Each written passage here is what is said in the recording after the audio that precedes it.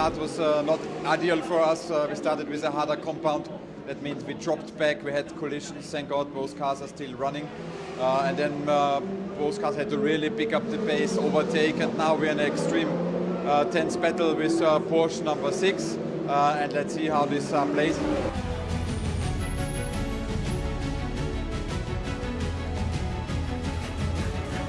I think we have good pace. We're maybe a fraction quicker than the Porsche, but they're doing a great job here. So yeah, we'll do our best with P2 right now. We'll keep pushing, try and bring home a 1-2.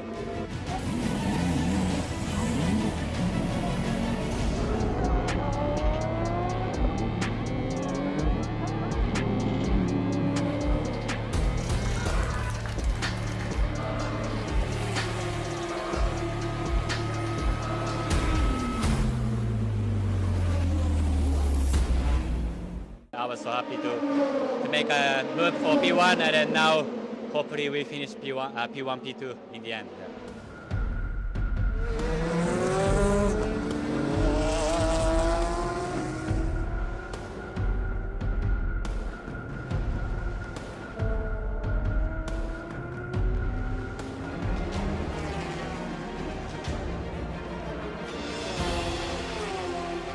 I think easy race. I think two overtaking same category. It's really challenging. Easy to get marbles out of the track, and of course two overtaking the GT car or the LMP2. I think always is challenging for the tires, but I think generally we handle quite well. We know what we need to do in the car. I think team helped us very good in the car, so I think it worked everything good.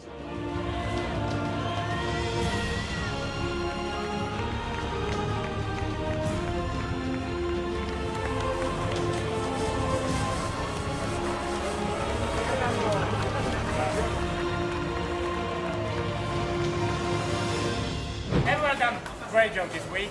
I think through the season, it's a fantastic result. I think this is really, we have to be proud of ourselves, and we have to be really thanks for supporting from Japan, the partner. I think all the support makes us proud here. And I think now we won the World Championship as the team title, and we need to enjoy this moment.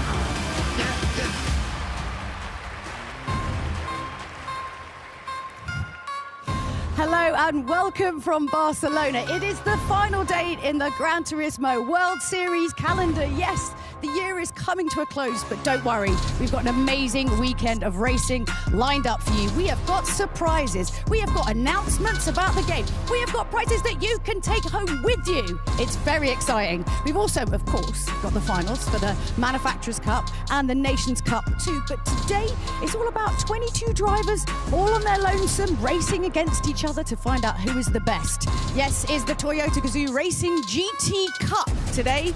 Let's find out how that competition is going to break down. The Toyota GAZOO Racing GT Cup will be made up of the top 21 drivers from the 2023 online series. 3 winning drivers from local competitions will also be racing to make up a total of 24 drivers. Qualifying will be held in 2 groups, with each driver taking a single lap attack. The drivers will be split into the semi-final groups A or B according to their qualifying time. This qualifying order will also determine the grid order for the semi-final. These fiercely contested semi-finals will see the top 4 drivers from each automatically qualify for the grand final. If you fail to make the top 4, you're entered into the Repechage. Again, it's the top 4 drivers that progress into the grand final and join the fastest drivers from the semi-finals. At this point, we will say goodbye to the 4 drivers that finished outside the top 10. As always in GT, your position in the races leading up to the grand final, whether it be from a semi-final or the repechage, determines your grid position for the grand final.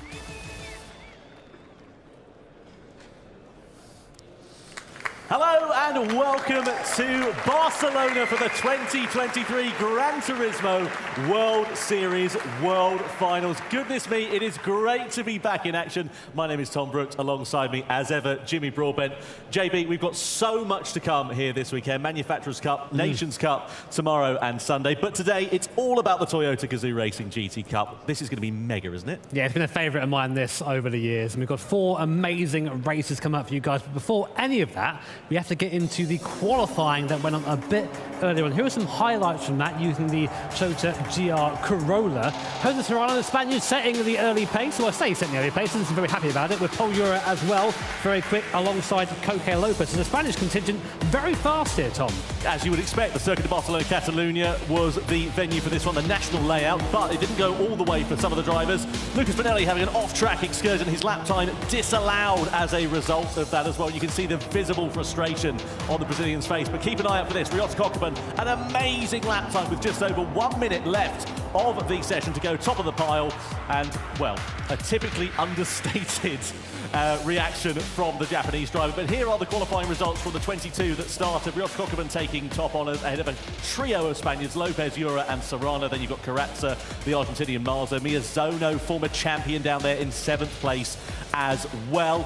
Further down the order, there are a few drivers who have got a little bit of work to do, in particular the likes of Lucas Bonelli and also Rama as well. You can see them down here in 21st and 22nd place respectively. Their lap times disallowed, and you might be imagining that there should be 24 drivers here. Sadly, a couple couldn't make it due to some travel-related issues, but it's going to be hugely interesting to see how this one works out. Yeah, it just shows you guys how important it is over this one-shot qualifying to get it right. One little mistake, one little moment onto the gravel, one track limit penalty, and you're at the back of the grid with it all to do in the first semi-finals. Yeah, let's have a look, shall we, at the grid order then for semi-final A, because they were deciphered into 2 different semi-finals, and here is how the first one lines up. Ryota Kokkonen starting on pole position ahead of Pol Ura. You've got Adriano Carrazza on the second row ahead of former champ Takuma Miyazono, then Guy Barbara, then you've got the American driver Roach, Fidi, Busnelli, Etemezion, Kindle, and then Lucas Bonelli. The Brazilian is going to have to bounce back from 11th on the grid.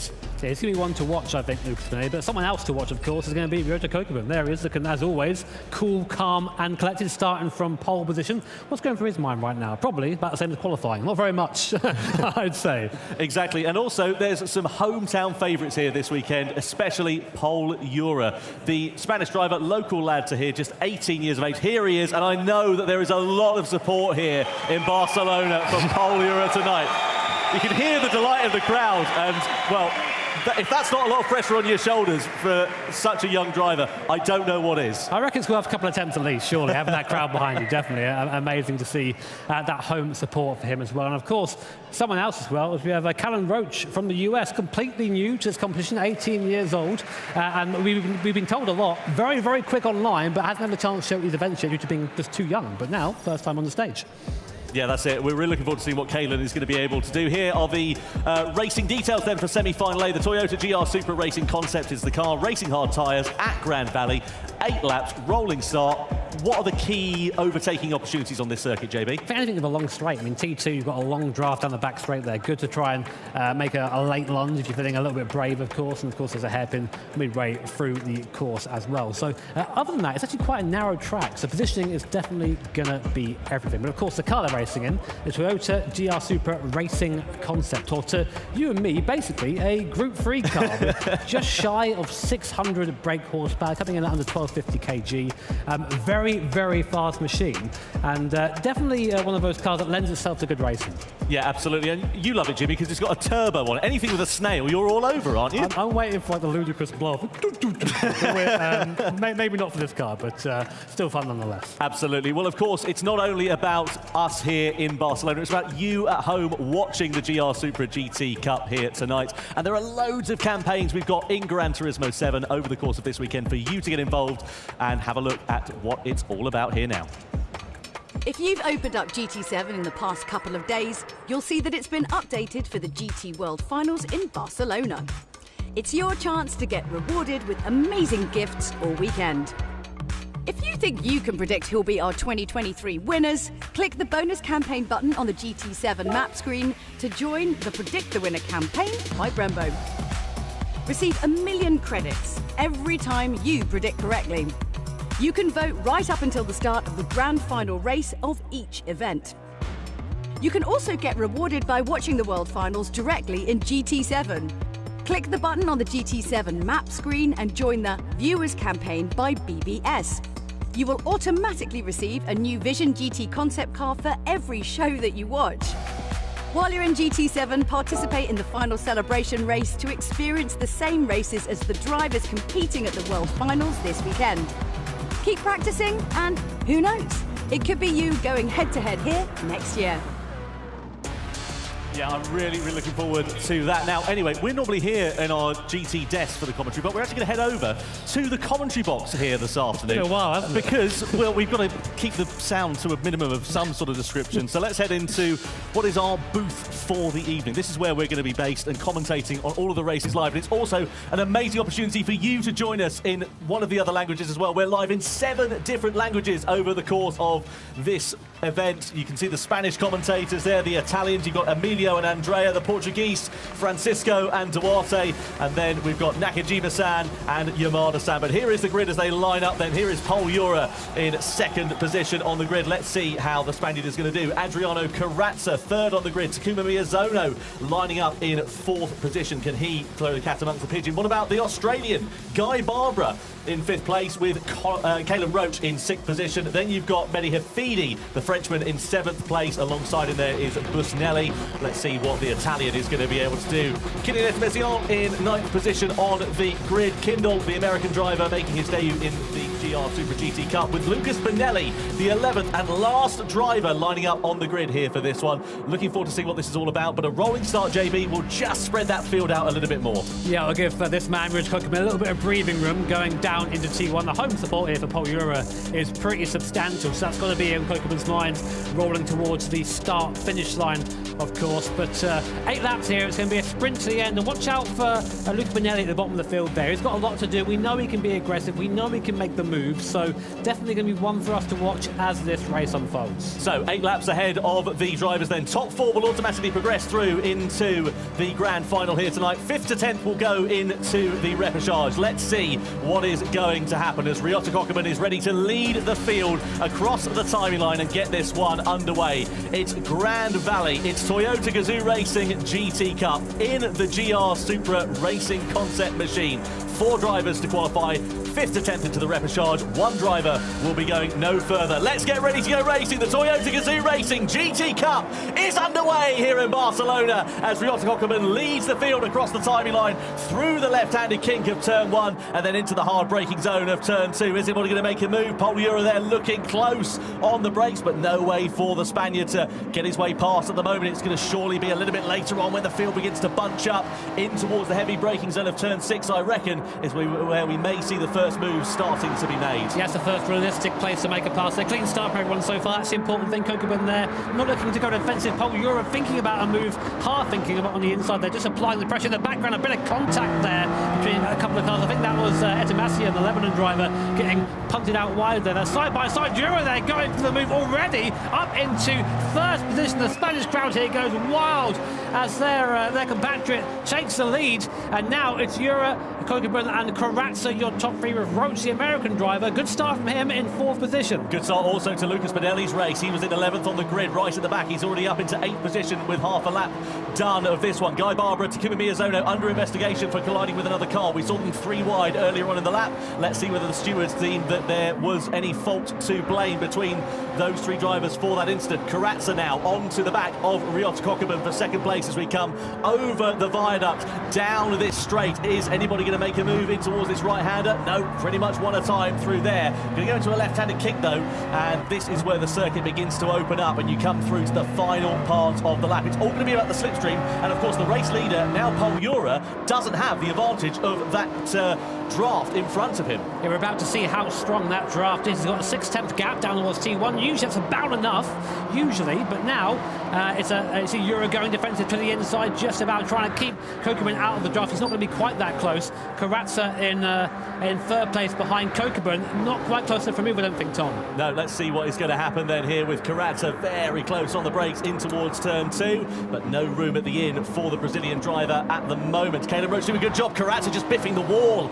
on the outside of 2 there. Might cost him just a slight bit of momentum. Let's see if we can piece together what happened into the first lap. We're on board here with Guy Barbara in 5th position. In front of him here is Takuma Miyazono. Barbara, well, going for a move that was never really on, was it? That pushed out Miyazono wide, and then on the inside, I think went Caleb Roach there too.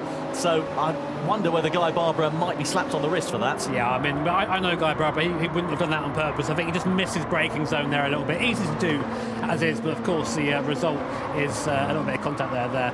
Echemesian, the Lebanon driver, getting a 2-second penalty for contact a bit earlier in the race. His race goes from bad to worse, so a reminder that the 11th place driver is going to go out here, of course, and will not take any further part in this competition. So Guy Barbara also slapped with a 3-second penalty.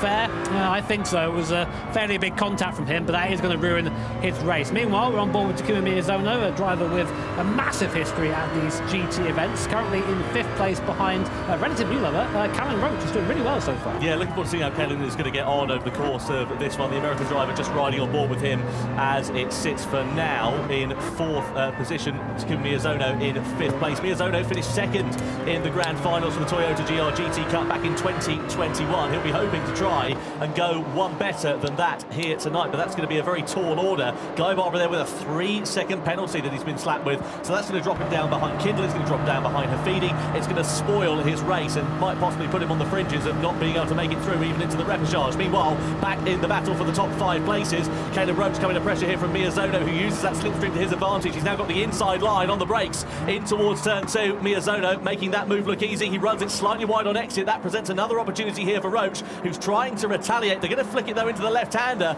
as they run side by side. He ducks back behind Miyazono's Toyota for the time being.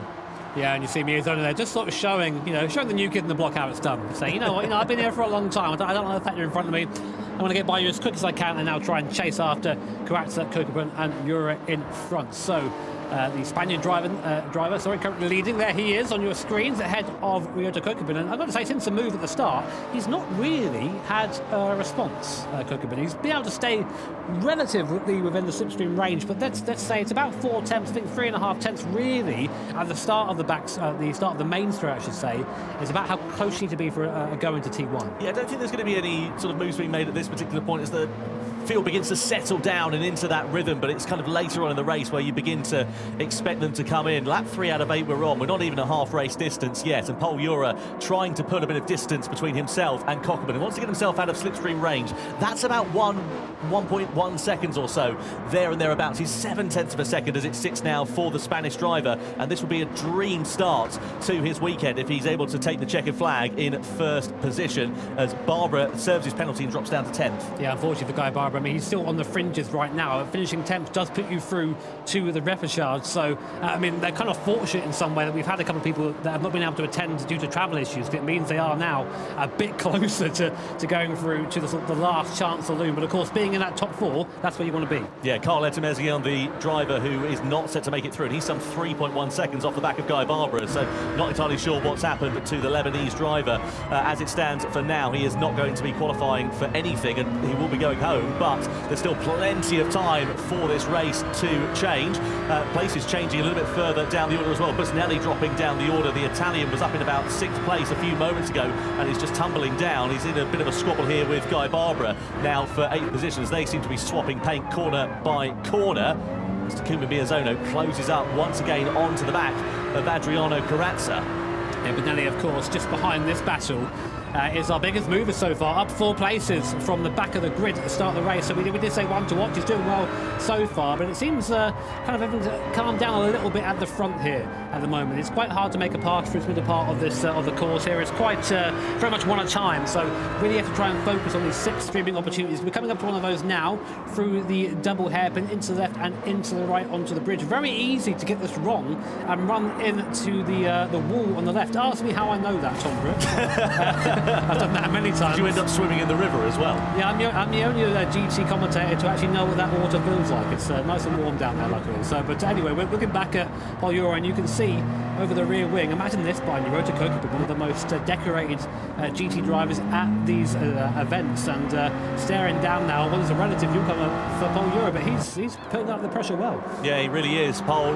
We know that he is, despite being a young driver, relatively experienced. He's been racing online with a lot of these drivers for the last couple of years, but just hasn't been old enough to come here and compete in the World Series. You need to be a minimum of 18 years of age, and Pol only turned that, I think, earlier this year, maybe back end of last year, something along the lines of that. So that is why he is a new face, and that is why we're now seeing him at the sharp end, because he's raced with these drivers over the last few seasons. Here is Kimi Miyazono putting the pressure onto the back of Adriano Carrazza. There was a bit of contact there into 2, wasn't there? That's now putting him under pressure here from Caden Roach here too. So it's brought the American right back into the party, and that just goes to show what happens when you sort of let the aggression get the better of you.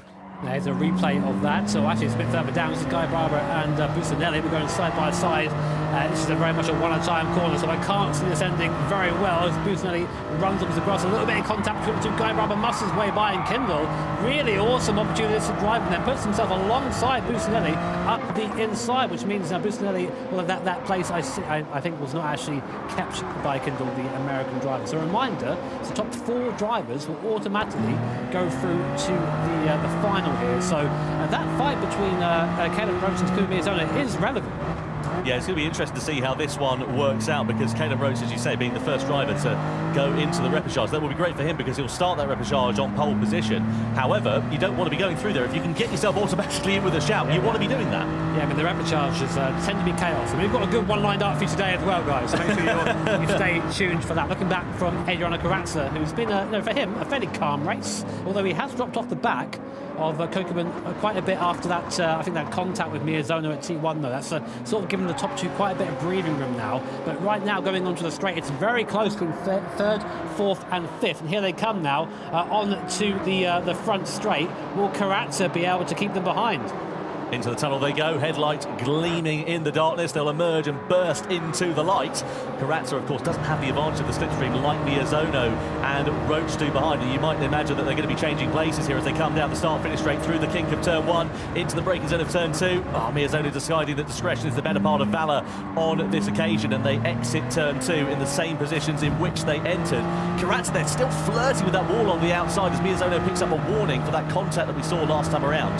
Yeah, I mean, it's actually deceptively difficult to overtake into T1 because of that little kink before it unsettles a car that waits in a weird place. So if you nail the brakes before the car is settled, you could end up really just messing up the corner and losing a lot of time. So it is hard to pass there. And Miyazono there signalling his intention, sort of giving the Karatza a bit of a hurry up. So come on, mate, let's get on with it now. I'm under pressure too. I don't want to have to wait here and be under attack now. Meanwhile, at the front of the field, Kokibun has gained on Pol Euro seemingly out of nowhere. Last time around, lap times are pretty much identical from these two, so it must have been a mistake in the first sector there from Pol Euro. Yeah, the only two drivers that are lapping sort of in the low 148, aside from Lucas Bonelli, who's down in 7th position, is some half a second off the back of Mehdi Hafidi.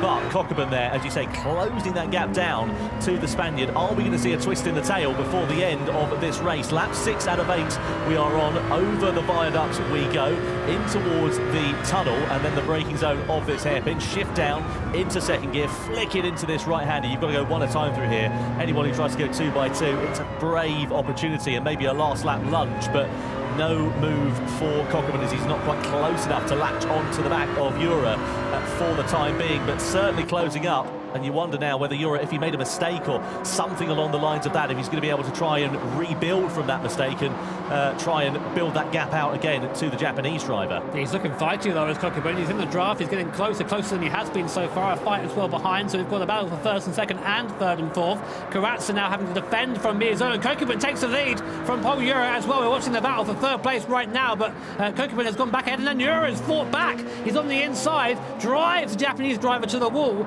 to the applause of the home crowd here. So a great move by Ura to keep the position, but these guys are now going at it big time, and they've got a little bit of space to do that. There's a 3-second gap behind Kokibun, so they can afford to have a little bit of a fight, but too much, and it's become more than a three-way scrap. Ura going for that defensive line into the right-hander there. I wonder if that might compromise his run on the exit of the corner. Thankfully the camber helping him through there as they flick it through into the left. This is the technical part of the lap. Kokibun going for the higher outside line, taking a later apex to try and get as good an exit as he possibly can out of that and latch on to the back of the Spanish driver. You can see them kicking up dust as they try to extend the limits of the circuit as much as possible. Ura looks like he's just got this one closed off for the time being, but Kokibun, if you give him an inch, he'll take a mile, and they're going to be coming through to the start of the final lap, and that is where it's going to count, because this not only matters for the result of this race, but also for their grid position in the grand final too. Well, Ura's going to know the move now. Kokibun sort of showed his hand a little bit too early there onto the lap, so he's going to know now to defend there. Speaking of defending, Karatza in the background weaving to try and break the toe of the cars behind, try and get rid of that slipstream, give him a bit more of an advantage going into the last half of the lap. Now, this is where I've seen Ura being pretty strong. He's pretty good on traction out of this right-hander. Let's see if he is this time. No, he dips a wheel into the gravel. That's going to slow him right up, and it's giving Kokibun a run already. So this is no doubt going to be an attempt by Ryota Kokibun, who'll use the draft down the straight, get extra speed, get a slingshot, and I'm fairly certain we're going to see him move into T1 here, Tom. And let's see what happens as we come across the timing line to start the final lap of racing in semi-final A. Then Ura on the inside defending the line from Kokibun, who goes towards the outside. There's a bit of hip and shoulder between them into the braking zone of turn 2. Ura's got the inside line. There's a bit of contact into there. Ura, can he hold it through on the inside? Yes, he can. Kokibun has to settle for second best for the time being, as Karatza is now up into third place there, with Miyazono and Roach very close behind in that final battle for the podium, but crucially the last qualifying spot in the grand final too. That's one last challenge of Kokibun down to the hairpin, goes for a wide entry for maybe a shallow exit, try and over-under on Ura, but he knows better than that. And I've got to say, Kokibun just showed his hand too early. Ura knew exactly what to expect, defended the position well. A bit of understeer though, mid-corner, really starting to push those tyres, trying to stay ahead. This is where you start making mistakes when you're under pressure. You start pushing the car a bit harder, it starts going a little bit beyond its parameters, and then you start losing time. But these guys separated at the hip at the moment. Ura and Kokibun, it's going to be a great final, I can tell you that already. But behind, Karatza, Miyazono and Roach are fighting over those last 2 places for automatic qualification to the final. Yeah, top 4 will be going through. Just to remind you, 5th to 10th into the repechage, 11th and down, you're going home. So let's see how this is going to work out. Over the viaduct we go for the final time.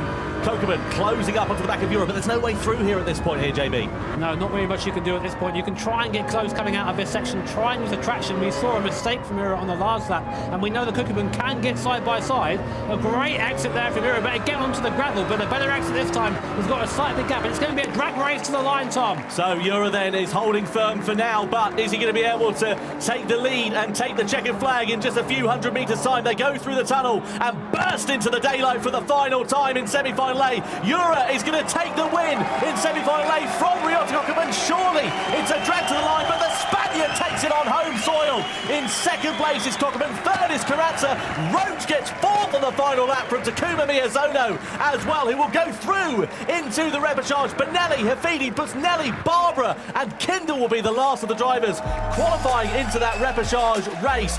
Sadly, we will say goodbye to Carl Etemezion, but what a drive from Paul Jura there, JB. He timed that one to perfection. Yeah, amazing drive there of a man a lot more mature than his years, I'd say that right now. And of course, a big shout out to Kalen Roach for just on the line, knocking out someone far, far more experienced than him and getting that last automatic spot into the grand final. Yeah, super, super impressive there for Kalen Roach in his first appearance in the Gran Turismo World Series. He'll be grinning like a Cheshire cat from that one, and we'll see exactly what Paul Jura's thoughts are after that race. Carlo Etemezion, you can see the Lebanese driver there just looking a bit dejected after sadly not making the cut for the repechage. He will go no further here tonight for the Gran Turismo World Series Toyota GAZOO Racing GT Cup.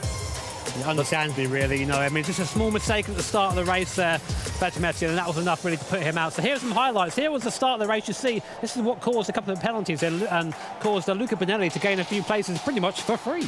Yeah, you could see there Mehdi Hafidi pretty disappointed with what happened on that first lap. This was Jura's send on Ryota Kokeman on the opener. This is what gave the Spaniard the lead. He never relinquished it from that point onwards pretty much. Takuma Miyazono and Kalen Roach went 2 by 2 on the start of lap 3 as they came in towards turn 1 and turn 2. Miyazono going for the inside line, demoting the American down, and this is where it all began to get a bit feisty at the front. Kokeman there getting ahead of Jura, but not for long, just a couple of 100 metres or so in towards the right-hander of 2. Jura was back up the inside, and that's where he stayed until the checkered flag. Yeah, he tried that move before and just couldn't quite make it work. Here was the last lap. Here was Kalen Roach, the American driver, making the best of Carrazza and Miyazono having their own fight. Miyazono, you see there wide, trying to go around the outside of Carrazza.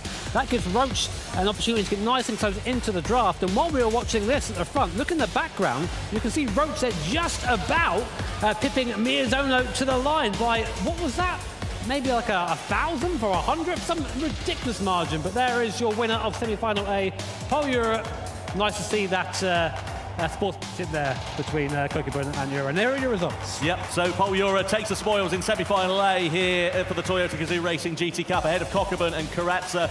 Kalen Roach, in his first ever World Series event, qualifies automatically for the grand final here tonight. Miyazono, Benelli, Hafidi, Busnelli, Barbara, Kindle will go through into the repechage. Sadly, we say goodbye to the Lebanese driver, Carl Etemezion. Anyway, what an amazing race. Let's go down to Jules, who's chatting with our winner, Paul Jura. I mean, come on, give him a round of applause. That was amazing defending. Let's hear it. Yes, I mean, you must feel quite happy after that because, you know, you got a really early lead. It looked really comfy. You were just, you know, you were there. It was quite casual, 6/10. It was fine. Then all of a sudden, Kokeman, sneaky, waiting for his moment. Did you know it was coming? You must have known it was coming. Yeah, I knew he was behind me. So what I tried to do first is try to open a gap. So at least we could just do a two-way battle instead of a 4 or a 5. And that worked. I was seeing that I could escape a bit, but in the end, Kokeman resisted, and it was a nice battle in the end. I mean, you kept your cool. That was pretty intense for like 2 laps. Yeah, it was. Yeah, it was. You were like, okay, just breathe. How do you stay calm? What do you do? I don't know. I just focus ahead. Yeah. It's true that being 2 helps. Yeah. You don't have that much pressure, and I knew well how to defend here, and that's what I did, and it worked. And Kokeman, we had a great fight. He's very clean as well, so fair play. Also, and I mean, I have to say, out of everyone here, you probably had the shortest trip to get here. How long did it take you to get here? Yeah, I actually came straight from university the same morning. So yeah, it wasn't. I went to class in morning, and yeah, basically 40 minutes by train. Look at this. So yeah. Outrageous. Yeah, but that's, you know, that's pretty good. And obviously you got the home crowd here. Do you find that helpful or was that pressure? Yeah.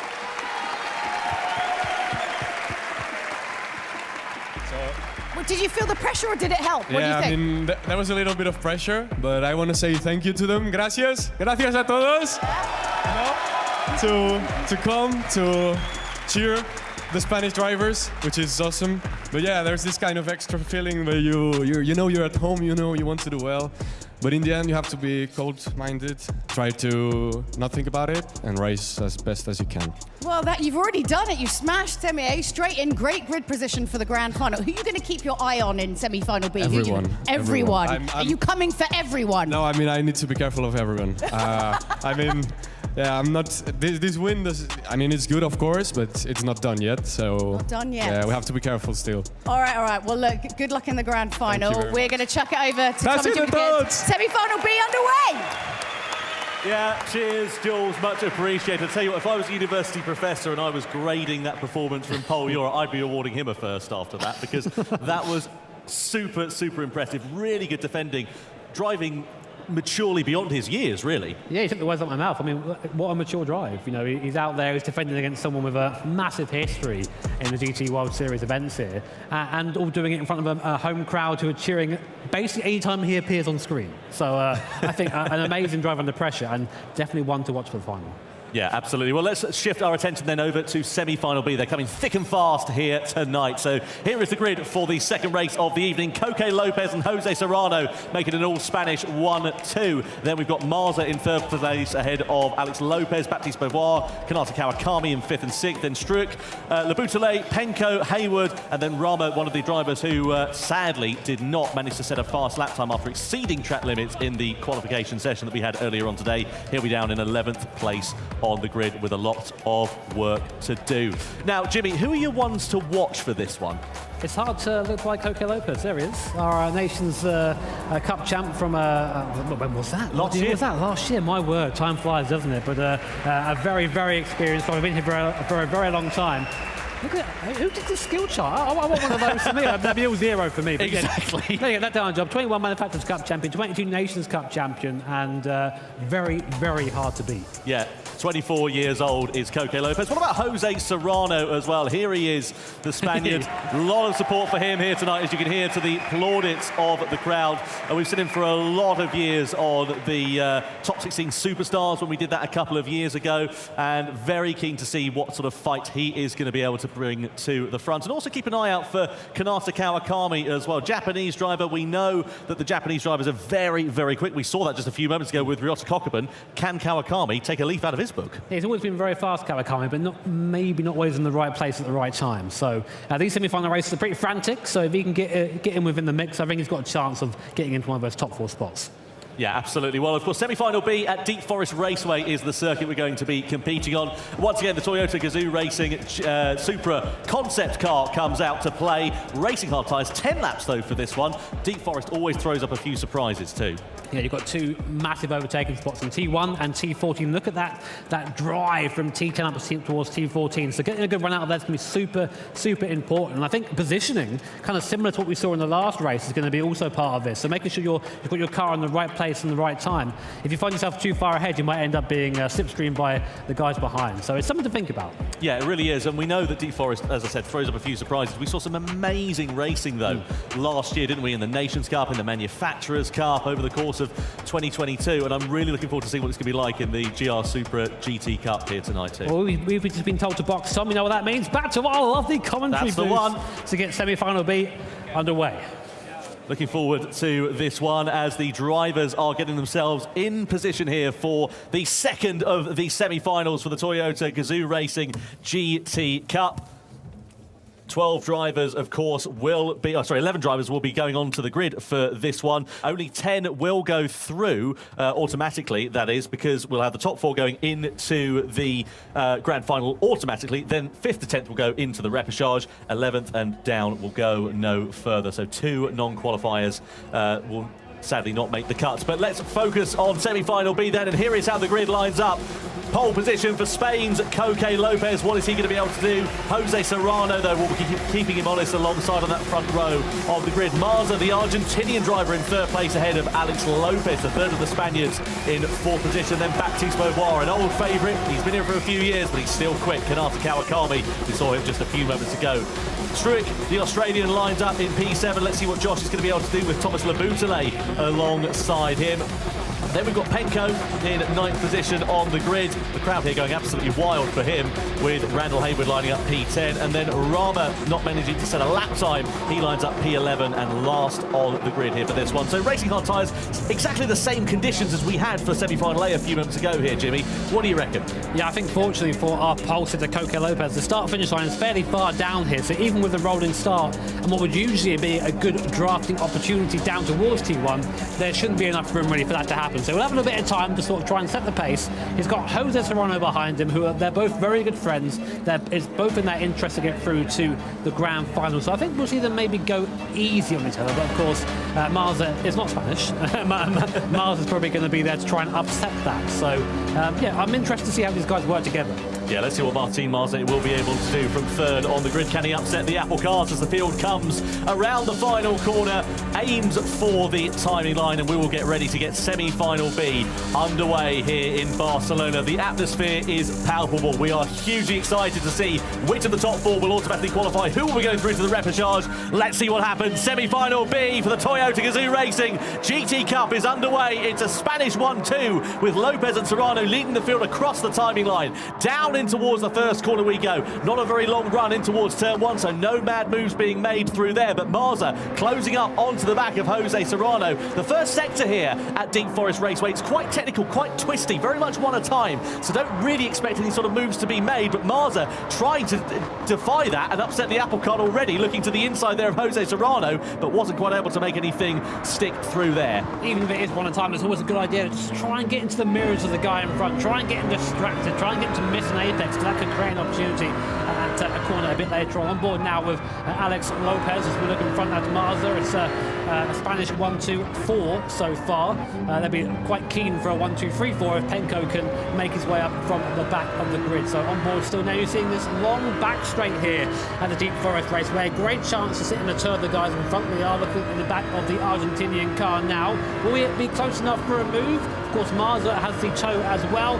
It seems that it's all one at a time through here. No one quite close enough for a move. You see under braking there, a big lunge there from Marza. Contact the back of Serrano's car, slows them all up on exit. That's what was that? That's Kawakami in the background. Yeah, he's gone round. So unfortunately, we put the commentator's curse on Kawakami as he drops down to 10th place.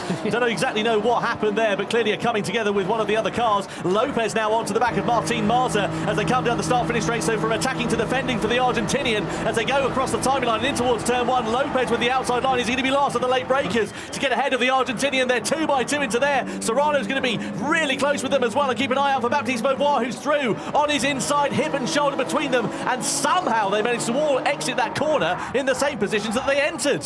Baptiste Beauvoir, I've seen from his profile, has been nicknamed the French General, which I find is very commanding and definitely takes his driving style into account. You can see it already there. Any weakness, he's there to try and capitalise on that. So a reminder for those who maybe have just joined us, first of all, welcome. Second of all, we're available in 7 different languages, sorry. And third of all, the top 4 will automatically go through to the grand final. 5th attempt to go for the repechage, and right now it's just Struick in 11th, and will go no further in this competition. I really want to sit on board here with Baptiste Beauvoir, because I wonder if he's just going to back off the throttle a little bit, or if he's just going to be going absolutely flat to the firewall.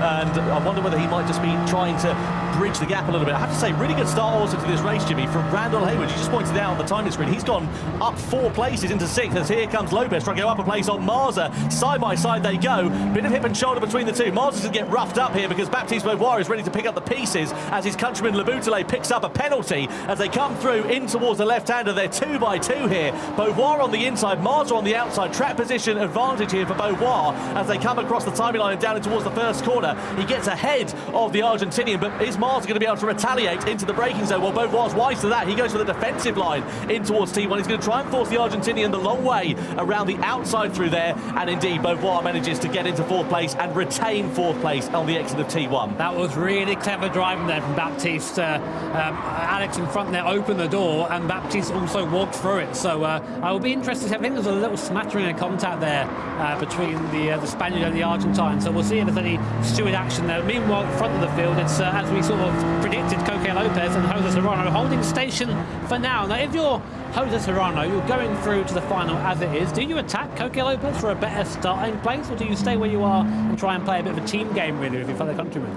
Well, that's the question, isn't it? I wonder whether they will be working in sync together, and then maybe the gloves will come off with a couple of laps to go. We have seen that work out. Let's see what happened here. This is the first lap. This is Labusle. He picks up a 3-second penalty. He's on the inside here of Struick. He just plants it into the side of Kawakami. That sends the Japanese driver around. Struick with nowhere to go, and then drops down as well. So innocent victim there was the Australian driver, and it cost 2 drivers. So a well-deserved penalty, in my opinion. Yeah, but luckily for him, he is now back into P10 after the Labusle penalty, so still going through to the Repechage as it stands. So here, we might get an answer to our question now as Serrano starts to put onto the back of Coque López, coming down towards T1 in the toes, going extra speed, having not to face the air resistance of the car in front. Would he go for a move up the inside? I don't think he's going to for now. Serrano staying where he is. López, Beauvoir and Marza. Penko in the background there, Jimmy, as well. Just going up. Yeah, going up the inside of Randall Haywood for 6th place. So that's a good result for the Spaniard. Where has he started? He was down in 9th position on the grid, wasn't he? So that's really good for him to be making some forward progress as we come in towards the middle stages then here of this race. He's got quite a gap though now to Marza. The good thing is if these 3 drivers start squabbling amongst one another, that might just draw them into the clutches of the Spaniard. And they're probably going to. It's a similar story to the last race. Top 2 are starting to put away a little bit, and of course 3rd, 4th and 5th are very, very close together, and they're all fighting over that 3rd and 4th position. If you're in 5th, you have to go through yet another race to try and get through to the grand final, so obviously they're going to try and avoid that at all costs. Here is Alex López, currently as it stands qualified for the grand final. The race was finished right this second. Baptiste Beauvoir behind, and then Marza behind. Had a bit of a bad start, Marza, really. Got shuffled down into 5th place. I don't think really, he just didn't quite have that experience in the first couple of laps there, and maybe paid a little bit for it there. Yeah, hopefully he can learn from that, but either way, it is a Spanish 1-2-3 with López now sitting in the wheel tracks of his fellow countrymen as they come to the timing line once more to start the 5th lap out of 10. So this is now the halfway stage of this race. Nose to tail they run here between 3rd, 4th and 5th place. Serrano here goes for the move then on Coque López down the inside as he tries to challenge for the lead and makes it stick. So Serrano into the front of this race for the first time. Now the question is, are we going to see an immediate retaliation from López, or is he now just going to sit behind Serrano and bide his time? You have to also think, it's very nice to go through the final with your compatriot, but also you're in front of a home crowd here. You want the applause, you want the cheers. So for Coque López, you must be thinking, you know what, I didn't quite enjoy being jeered there as I got overtaken by Serrano. I might have another go at that down on the straight. And as we said, positioning is going to be everything here. If you're this close, coming onto the back straight, you're going to have a chance of a move into the hairpin at the end. Yeah, there's a good opportunity for that. It's all about the exit out of turn 10. You say it quite often, Jimmy, that you carry any mistake that you have here all the way down towards that next corner. Good exits there for 3rd, 4th and 5th place. And of course, just to remind you, top 4 will be going through. One of these 3 drivers, as it stands, will go through into the Repechage, the last chance qualifier, which really puts you on the back foot. At the moment, it will be Martin Marza, the Argentinian, and he'll be trying to change that as they come in towards the braking zone of 14. Beauvoir, bit of contact into the back of López. It's all bunching up there, sort of the accordion effect through into that corner. Nobody really gaining more of an advantage than the other, so it's pretty all fair in love and war as it stands. I think López, they're actually gaining an advantage from being hit by the guy behind, so very rare you say that, but that has put Baptiste Beauvoir now into the clutches of Martin Marza behind. We're looking at that battle now as Beauvoir goes defensive to the inside. He did this before. Cam Marza running around the long way around here. There's a lot of marbles on the outside, tries to go the long way around. Baptiste Beauvoir squeezing him to the outside as his prerogative to do that. Still side by side. Beauvoir will have the inside line for the next corner. Just keeps a place there from Martin Marza, but he's by no means safe. He is under constant threat, and any mistake and Martin Marza is going to capitalise. Yeah, tyre wear not a factor, by the way, in particular in this race. No need to worry about fuel at all. That'll come later on when we have the grand final. Incident under investigation there, Beauvoir, López and Marza. I can only assume that was due to the contact that we saw at turn 14, but I don't think that there was anything really to investigate there, but stewards deeming it worthy to have a look at. Meanwhile, at the front, Serrano, 0.3 of a second the advantage he has over López. You can guarantee that gap will begin to decrease as they come along this long back straight. Here is López then, and here is Serrano, the race leader, but for how long? Because through the tunnel they go into the braking zone of 14. López is close, but I think he's just biding his time, isn't he? He just let off there in the straight. You saw him just the acceleration kind of stopped. I think just thought better of it. I'll stay here for now, he says. There's no point passing at the moment, and the absolute worst thing that could happen is if a Coque goes for a move, maybe misjudges it, and then they could take them both out of contention. But right now, it is a Spanish 1-2-3 to the delight of the home audience here as Coque López again, you see, getting close. This is just the experience, I think, paying off. He knows it's not time to strike. Maybe on the last lap. Right now, just staying where we are, try and build a gap and try and make sure I'm close enough to the guy in front to make a move. And the crucial thing is if they start squabbling amongst one another, it could bring them into the clutches of Lopez behind as well. Now, here is Daniel Penco on the back of Randall Haywood. This is coming across to the timing line last time around. Penco here looking for the inside line on the American driver. He's going to make that stick really nicely on the brakes into there. Runs it a little bit hot, but just manages to gather it all up. The Spaniard goes through. Beauvoir and Marza, a warning there for that incident that we saw last time around between the two. So nothing really to worry about, just a slight slap on the wrist. Have to say, though, Lopez has managed to gap these two there now as well. So have they been squabbling again, or have they made a mistake or something along the lines of that? Because Lopez has now got a second of an advantage. I'll tell you, it all started with that contact. They gave Lopez a little bit of a run onto the straight, and that's all we needed to break the toe and then put away from these guys. And since then, they've been sort of fighting a little bit, as you said, so the gap has increased. So Baptiste Beauvoir no longer has that safety buffer down the straight. He no longer has a 60. He's having to come up attack for Mars. He's going to look to the inside. Beauvoir brakes very late to make sure there's not going to be an option for Marza. But you see there, Marza just doing the old trick of getting in the mirrors. He brakes to the inside a bit, says, hey, listen, I'm here, look at me, I'm here. Those three trophies you can see on the bottom left-hand corner of your screen. Top three drivers from the grand final here tonight will be taking them home. Top four will be progressing through into the grand final. 5th to 10th into the repechage. 11th and down, which at the moment is Thomas Laboutelet, will not be going any further here tonight. So 3 laps now remain as we ride on board here with Coque López, Nations Cup champion of 2022. Possible opportunity for him to retain that crown here this weekend as well. So we're all sort of beginning to get a bit pensive and settle down. I have to say, not going the way of another Spaniard though. Daniel Penco was up in 6th place a few moments ago. He's just dropped down into 8th position there as well. And also Randall Haywood down into 9th place. So I wonder if those two have had a coming together, perhaps. Yeah, possibility. Exactly that. There we go, under investigation. Look at that. Oh, it should get crystal ball. Almost like you know what you're doing. Draw the lottery numbers for next week as well, one of that is. No, I'm good. not from you. Anyway, here is the battle that's been going on all race, Serrano and Coque López. And again, will we see Coque López just wait, just lift at the end of the straight here. So I think the magic number is about 3.5 tenths down here is enough to be close enough to have a go at the end of the straight. So here's a replay of what happened between Haywood and Penco, who you mentioned just a minute ago. Penco goes defensive on the inside. Haywood tries to do the same, cuts back. Oh, a little bit of moving around there on the brakes, I think, there. From Penco, I'd say, but you see Haywood goes, you know what, sorry mate, you can come through. Kawakami was like, all right, I'll have both of you then. And so does Struick as well. So actually, slowing down and letting him through cost them all quite a few places. And for Struick, he's now back up into P7 where he started. Well, the advantage for those drivers is that they won't be out of contention for the repechage race. So we see a change of the race lead here. Serrano versus Lopez down the start-finish straight. Lopez, once again, they're backing off. I wondered if he was going to go for the move. But just going back to that earlier point, Penco and Haywood will be going through into the repechage. But of course, this will affect their grid position. Now they've dropped a few places down. So they're going to be right in the pack, and well, I don't want to spoil it for you, but the repechage is going to be pretty spicy, and we reckon fairly action-packed. So let's see how that all works out. And they're all sort of tumbling down the order. Haywood, I think, has got into some more bother as he now drops down to 11th place, and Laboutelet up into 8th position. So there were 4 drivers all pretty close to one another. We'll have to have a look at a replay and see if we can piece together exactly what happened. But at the moment, it's Randall Haywood who is now out, and we were singing his praises not 8 laps ago, where he was right up into 6th place on the opening lap.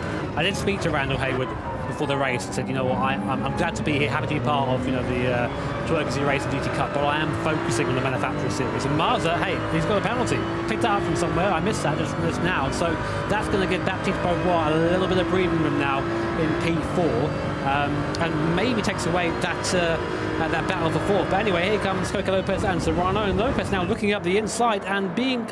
It seemed like Serrano gave that to him there, maybe just with the cutback. Look how these guys are working together at this point. They know that it's better just to sort of over-under each other. The crowd loves it, but I think they're just working together at this point. But for how much longer as we now come on, Tom, to the final lap of the race? And look who's behind where he wants to be, Coque López. Well, let's see what happens then. Down the start-finish straight we go into the slipstream. López going for the outside line versus Jose Serrano. 2 by 2 they go. Wing mirror to wing mirror in towards the first corner. Rama picking up a 2-second penalty. That's clearly what happened there to Randall Haywood. So that's going to drop him down behind the American driver and possibly out of a chance to go any further here tonight. But Serrano back through into the race lead. López, though, his best opportunity is going to be see Surely turn 14 into that heavy braking zone off of the back straight. He sits in the wheel tracks of his countrymen. It's going to be all about the exit out of turn 10, Surely. Tell you what, for Alex Lopez behind this fight, he's now been caught by Baptiste Beauvoir fairly substantially, so it might not be that Spanish 1-2-3 that the home crowd want. Baptiste may be able just to steal that away from them, but look at this. Serrano's had an amazing middle sector, managed to gap Coque Lopez. We saw him fighting with the wheel there, so maybe a few mistakes from Coque, and now down the back straight, I don't think he's quite close enough. He'll have the draft, he's going to get closer and closer, but 5/10 is the gap. It's going to have to be a big lunge now from Coque Lopez. Will he be able to make the move? He is closing slightly, but I think he's too far away, Tom. Yeah, I think you're absolutely right there, Jimmy. He's going to have to settle for second best. Has a half look there to the inside, but it's not going to be a move that sticks on his compatriot there. It's going to be a drag to the line. Oh, wiggle on the exit of 14 there for Lopez. That's surely his race run through the final couple of corners we go. What a drive from Jose Serrano, second on the grid to first at the checkered flag. The Spaniard wins on home soil, making it 2 wins for the Spanish nation here at the Toyota GAZOO Racing GT Cup in semi-final B. It's a Spanish 1-2-3 as well, with Coque Lopez finishing ahead of Alex Lopez. Baptiste Beauvoir is the last of the drivers to automatically qualify for the grand final. It's not over further down as well between Hayward and Penko to the timing line, and Penko just managing to get the better of the American driver. We will sadly say goodbye to Rama as well. The Indonesian will go no further here tonight, but what a really interesting end to that race. We all thought that Coque was going to have a challenge for position there, Jimmy, but it didn't work out to be for him right when it mattered. No, not quite close enough there. A few mistakes on the last lap, I think, put pay to that chance of a victory. But tell you what, it's looking very good for the Spanish here at Barcelona. 4 of their drivers now through to the grand final automatically. So if it's not a Spanish victory here today, I think it's probably going to be a riot, Tom, to be honest. Well, they've certainly shown their cards early, haven't they? And that was a really strong drive from both Jose Serrano, Coque Lopez, but also, let's not forget, Alex Lopez, a name that we're not familiar with seeing in the Gran Turismo World Series up until this point, qualified here for the GAZOO Racing GT Cup. Finished third. What a great result in his first ever race. Yeah, Bro turns up and beats a lot of very established names, which I think is extremely impressive and definitely a feat not to be ignored. Here are some highlights, and here's what sort of put Thomas Abutler out of the race. A bit of contact with Kanata Kawakami, which would put him right to the back of the grid, and also catch up Josh Struik there, the Australian driver. Yeah, Struik there with no room to go. As you see Lopez here challenging on Martin Marza. This is at the start of the second lap. It all got a bit argy-bargy, didn't it here? 3 drivers squabbling for positions. Baptiste Beauvoir decided to join in the party as well. At the halfway stage, Serrano began to show his hand, challenged Lopez for the race lead for the first time as Beauvoir and Marza went 2 by 2 at around the same sort of time as well. Beauvoir getting ahead of the Argentinian driver. It was really audacious racing that allowed Lopez, Alex Lopez that is, to clear off out in front. We saw a bit of under and over between Lopez and Serrano at the penultimate lap, and as we started the final lap, you wondered whether Coque would be able to challenge, but it proved not to be the case, and Jose Serrano taking the victory. And Baptiste Beauvoir very nearly taking third place at the line there, but you can see great sportsmanship between the 2 Spanish drivers, of course. They're here together representing Spain, so amazing to see them all together. But we're going out to Jules now for our interview with our winner, Jose Serrano. Jose, let's give a big round of applause. That was some amazing driving. I mean, I don't want to say it's suspicious, but Spain is doing very well when we're in Barcelona, huh? Bueno, José, que creo que España lo está haciendo un poco bien aquí en Barcelona, ¿no? Bueno, la verdad que tanto Paul como Coque como Alex, que hemos clasificado esta tarde, pues lo estamos haciendo bastante bien, porque aquí estamos en España, es la mejor afición del mundo, así que es increíble. So yeah, incredible. Already Paul, Coque, yeah, myself, and Alex already qualified for the grand final. So yeah, spectacular, and what atmosphere with the best ground as possible. So incredible. Yeah, it looked like a really comfortable race. I mean, Coque came for you like a little bit, but he didn't go too crazy, didn't push too hard. Bueno, se os ha visto muy cómodos tanto a Coque y a ti. No parecía que te quería atacar mucho. ¿Cómo ha sido la carrera con Coque? Bueno, al principio ha sido un poco de gestión con la distancia sobre Coque y el grupo de atrás que se estaba peleando. Y luego al final hemos decidido pelear un poco porque, claro, es al final de carrera y la verdad que hay que pelear hasta el final. Yeah, well, at the beginning, Coque and myself tried to put a gap against the others and make a gap to stay out of trouble. But we talked before the race that after, if that happened, half the race we could fight each other. And it was a nice and clean battle, but yeah, it was great. I mean, yeah. And I mean, coming fresh from Amsterdam, are you going to try and win everything this time? Bueno, viniendo de Amsterdam dominando, que vas a intentar ganar todo, ¿no? Claro. Yo siempre voy a ganar, siempre. La gente lo sabe, la gente lo sabe. Yeah, I always try to win everything as usual, no? It's my dream. Well, congratulations. Good luck in the grand final. Let's give it one more time for Jose Serrano! ¡Vamos! Well, That was a really good race. huge congratulations there to Jose Serrano for taking a very well-deserved victory here tonight. Good to see that he was in cahoots there with Coque López right until the checkered flag. A top three for the Spaniards in the semi-final B. Serrano, López, Coque that is in second, Alex López in third. Both War is the last of the automatic qualifiers for the grand final. In the repechage, we'll see Marza, Kawakami, Struik, Labutale, Penko and Hayward. Sadly, we will say goodbye to the Indonesian driver Rama, who will go no further here tonight as a count of him finishing in 11th place. So, semi-final B, that's done and dusted. It's history as far as we're concerned here tonight. Over to the repechage. Now, we like to throw in a few cat amongst the pigeons, and this is going to be certainly one to look forward to. Here is the starting grid, just to remind you of how it will line up. These are the 12 drivers who will go into the race, but only 4, Jimmy, will go through into the grand final. That's right, and some very big names there. No, wasn't expecting to see Miyazono here. Marza, I think, had the pace definitely to go through into the next race as well. But a bit further down, Guy Barbara there as well. Randall Hayward, although he didn't have a good semi-final, we know he likes these tricky conditions, and a few big names there you wouldn't quite expect. Exactly. Well, if you've been playing Gran Turismo 7 over the last couple of months, you'll know that Lake Louise has joined the circuit list. This is a snow circuit, and my goodness me, are we looking forward to this. The Toyota GR Yaris is the car we're going to be on. Snow tyres, 5 laps, 4 drivers out of 12 that will go through. This is going to be chaos to the extreme. Meme race. That's what it is. It's going to be a lot of fun, this. It's a very, very tricky circuit. And I think given that these guys are going to be racing each other, it's probably a decent idea that we maybe look into it a little bit more detail. I actually drove this recently myself in preparation for this event.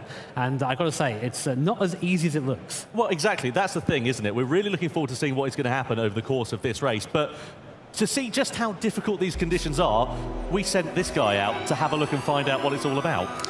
Yeah, so welcome to Lake Louise, a very, very tricky circuit. Snow is not a surface I'm used to driving on. So we thought we'd put together a few little tips for you. So T1, very, very long right-hander. You want to stay on the outside, carry that momentum.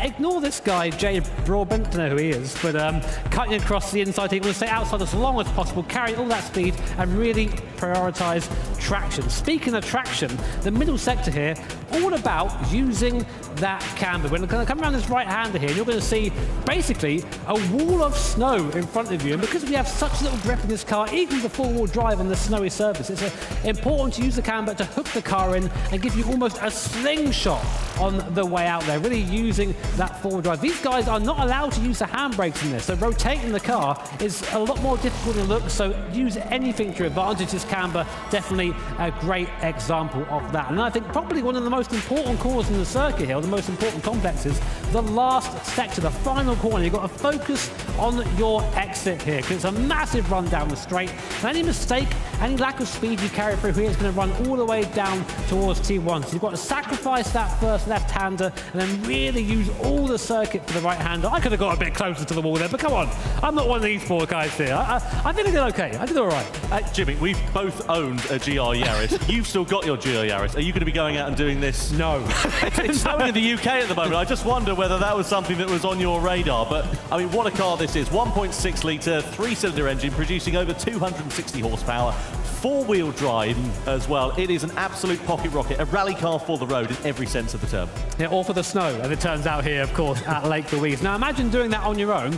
Then imagine sharing the circuit with a whole bunch of other Gran Turismo elite drivers. I can't even imagine that. Yeah, absolutely. Well, we are about ready then to go for the Repechage race. Let's head over to our commentary box because we need to get ready for this one. It is going to be spicy. 12 drivers in the frame, 4 that will go through. Let's see what is going to happen for our last chance qualifier, the Repechage race. And don't forget, you can join us in any of the 7 languages which we're broadcasting in here tonight as well. We're in French, Spanish, Italian, Portuguese and Japanese, as well as here in English as well.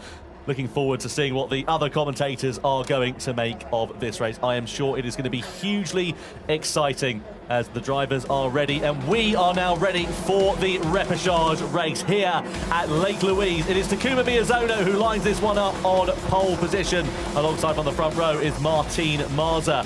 Second row of the grid is headed by Lucas Pinelli, the Brazilian. Next up, you've got Kanata Kawakami, very unlucky in his semi-final. Mehdi Hafidi, the Frenchman, lines up P5. Next up on the grid is Joshua Struick, also unlucky in that second semi-final. Busnelli lining up in 7th position. Then you've got Thomas Leboutelet, the second of the Frenchmen, on the grid. Guy Barbara, the Australian, lines up P9. Rounding out the top 10 is Daniel Penko. And the final row of the grid is Kindle. And lining up alongside him is Randall Hayward. Now, it's the only standing start we've got of the event. Let's see what is going to happen here at Lake Louise. We're waiting for the 5 red lights to come on. The Toyota Gazoo Racing GT Cup Repechage race.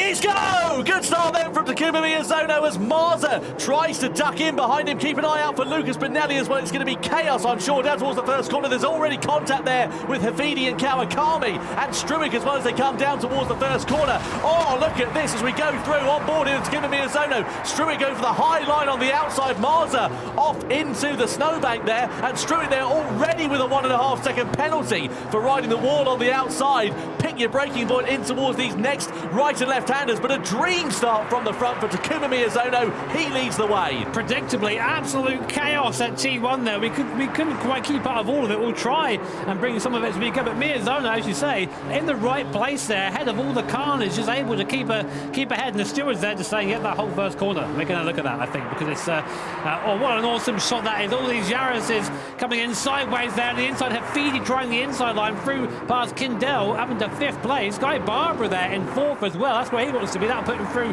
to the final. And Penko there making a bold move on Hafidi. So it seems that right now it's every man for himself in the midfield. But if you can get away from this, if you can get away from the squabbling, that's where the time's going to come, I think.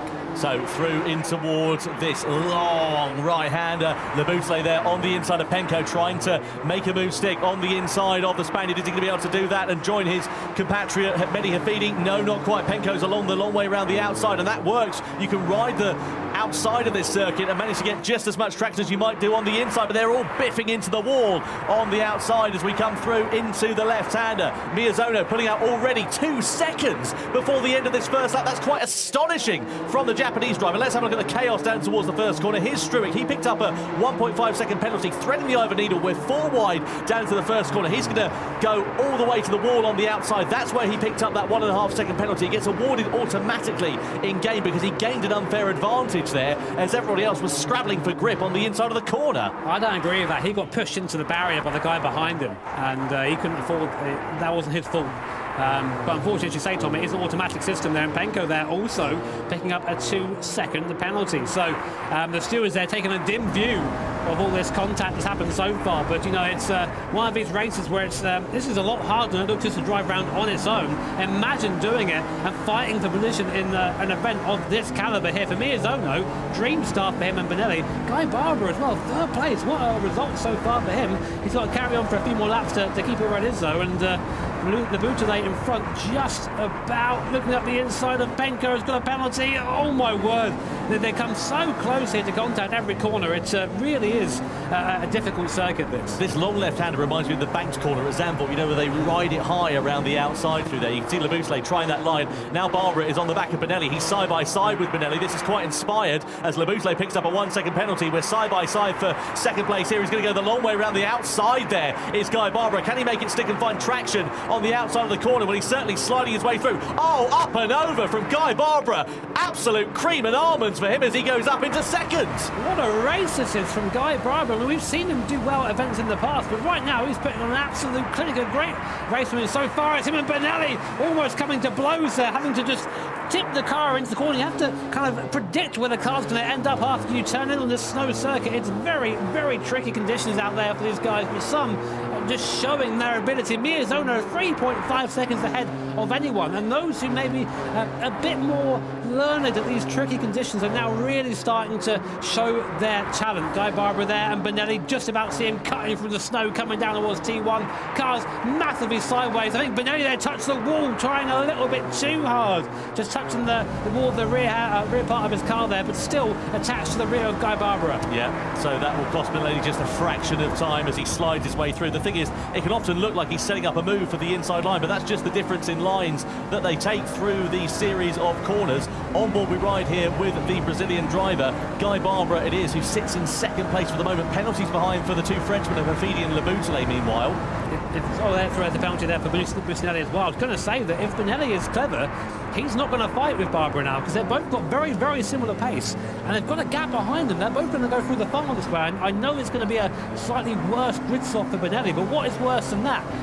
Colliding with Barber and then both not getting through the final. Yeah, that's but he's running away. Barber is rocketing away from Benelli now. A second is the gap. Yeah, 3.7 seconds behind Takuma Miyazono, who's in a different postcode compared to everybody else as it stands. There is Marza, who is behind in fourth position. Under investigation are Mehdi Hafidi and Martin Marza then, so I wonder whether there may be another penalty coming the way of one of those drivers. We didn't see exactly what happened in terms of that incident, but there's plenty of opportunity for the stewards to try and work out exactly what is going on. Through the left-hander we go with Takuma Miyazono, and this has been something of an exhibition of a drive for the Japanese driver, who leads the way quite commandingly and has done since the lights went green. See, they're just really perfecting that exit, and I've got to say, looking at the time of the Guy Barber is catching Takuma Miyazono. He's taken half a second out of him since I last saw the gap, so Guy Barber is putting onto the back now of Miyazono, but it's only 2 laps to go. I don't think he's quite got the pace to catch him, but if I was Guy Barber now, I'd just be focusing on getting round and getting the car to the finish line here, because every corner is an opportunity to pick up a penalty if you're not careful. Yeah, this is quite an inspired race from Guy Barber. It looked like he was a bit down in the doldrums, as you would begin to expect. 7 places he's made up from where he started, so that is an amazing feat of progress for the Australian driver, and let's see whether he can continue in that ascension through the field. If he can close up into the back of Miyazono, the gap has now increased to over 4 seconds between the top two. As we look here at Daniel Penko, he picked up a penalty earlier on. He's got Laboutelet in front, he's got Busnelli behind, as well as Kindle, who also in turn has got a red dot flashing next to his name, so that is a penalty for the American driver. So plenty of things to talk about here in this race, and it's on the penultimate lap already. I love that shot. I mean, I know there's people coming towards the penalties, which is always a little bit scary. But that's a great shot, seeing with his car sideways there, and Penko there, the Spanish driver, not quite given up just yet. It is only the top 4 going through here. Everybody else, that is their event done, hopping over the bumps here in these GR Yaris's. The only addition really over stock are the snow tyres. Otherwise, it is a stock Yaris. And handling the conditions well, it seems. Here is Hafidi, who's currently in the last spot, having a fight with Martin Marza, who's lost that last spot there. So I think maybe a mistake there. We didn't quite see it on camera. Yeah, I think you could be absolutely spot on there. So let's see whether Marza is going to be able to try and retaliate. He goes for that long way around the outside. Can he make that stick? Oh, he's got great traction through the second phase of that corner. He's going to go through into the right-hander with the inside line. And is he going to be able to hold firm? Well, Hafidi's there on his outside. Marza's got the inside line and manages to make it stick. So Martin Marza with an absolutely brilliant couple of corners going up through into 4th position. Can Hafidi now retaliate as we begin the final lap? As they come down the start-finish straight, the Frenchman here on the inside, Marza on the outside. They're 2 by 2 into turn 1. Who's going to be last on the late breakers and get optimum traction? Well, Hafidi with the inside line, and the Frenchman back through into 4th for now, but Marza with the up and under trying to retaliate immediately. Sorry, Tom, there was contact there on the exit, and I think that he tried, as you say, to go for the undercut, but Hafidi just sort of sat on the line, and Marza had nowhere to go there. But very, very good racing here for the last spot in the grand final, with Takuma Miyazono seemingly going to win it. Guy Barber second and Benelli in third, but the battle for the last slot is here. Hafidi and Marza. Marza been on the outside for a long time. Behind them, it's a pretty big gap, but I think, saying that now on the outside, Marza looking for the earlier apex there to try and get to the end of the corner before Hafidi, but good defensive driving from Hafidi so far. There's not really many more slots that Marza could go for an overtake here. Yeah, there's still a couple of opportunities here for these positions to change, but Hafidi trying to build out enough of an advantage to stop Marza from attacking him as they come through into the final series of corners. This long right-hander awaits the drivers. No need to worry about the likes of Labutale and Busnelli behind, as we see Hafidi just holding firm in 4th position for now. Meanwhile, through into the final corner comes the race leader, Takuma Miyazono. 6.2 seconds he has as he exits the last turn over 5 laps. That is an astonishing achievement as Takuma Miyazono takes the checkered flag to win the Repechage race here at Lake Louise for the Toyota GAZOO Racing GT Cup. Guy Barbara makes 7 places up from where he started to take 2nd position. Lucas Bonelli will come across the timing line in 3rd place, and it is Mehdi Hafidi, the last of the drivers, who will go through into the grand final here tonight.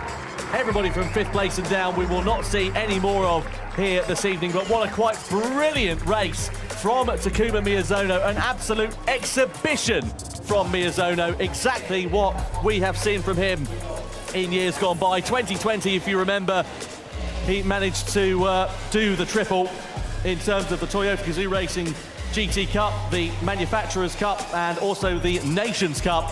And now he's managed to get himself into the grand final tonight with an amazing performance. Yeah, I mean, just showing why he's such an accomplished GT driver. But of course, big shout out to Guy Barbara, +7 in that race. And I saw him go over the line, arms in the air. He was very, very happy with that performance. Bonelli in 3rd, and our last qualifier, Hafidi, there in 4th position. Here are your highlights. So T1, I think it's fair to say, it was a little bit chaotic, Tom. Yeah, it certainly was that. That was an understatement. Look at it, 5 wide. Oh, that's what happened to Busnelli. We didn't see. We saw his arms waving in the air. So it was Labutale that got into the back of Struick then, and that's what caused all the chaos that unfolded behind. Kawakami got biffed round there too.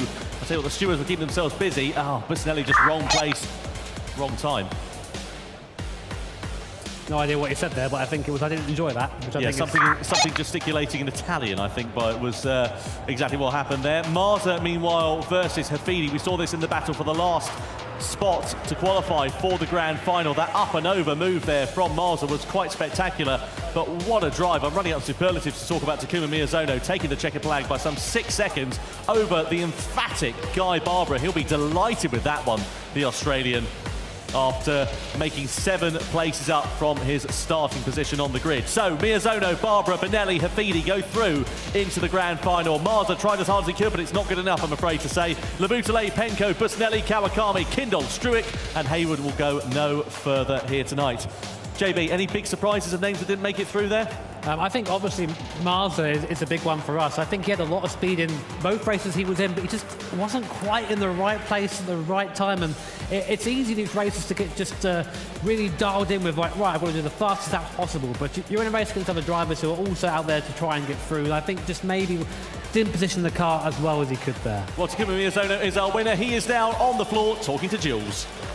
Well, just before I speak to Takuma Miyazono, can I just say, everybody who makes the decisions about these things, now we always knew the Repechage was going to be really spicy, but you put them all on snow? That was madness, but we loved it. Can I just say, can we give a massive round of applause to Takuma Miyazono for winning? Because I have to tell you, about 60 minutes ago, he was asleep on a couch backstage. You were asleep. ソファーの上でいやあのおかげで今回、はい、敗者復活戦なんですけど優勝できたかなと思うので、まあ、ちゃんと休憩したおかげもあったのかなと思います。Yeah, I think that nap actually gave me the strength to win the Repechage, so I think that was good that I got some rest there.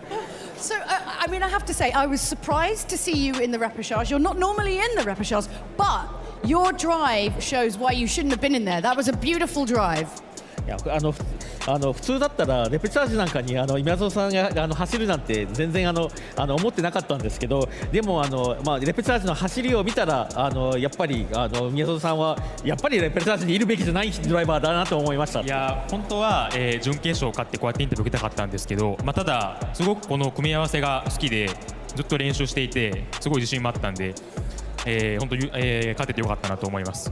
Yeah, so I mean, I should have gone from the semifinal directly to the grand final, but but I really like this track and I practice it quite a bit. So I'm glad I was able to do well and win. Yeah.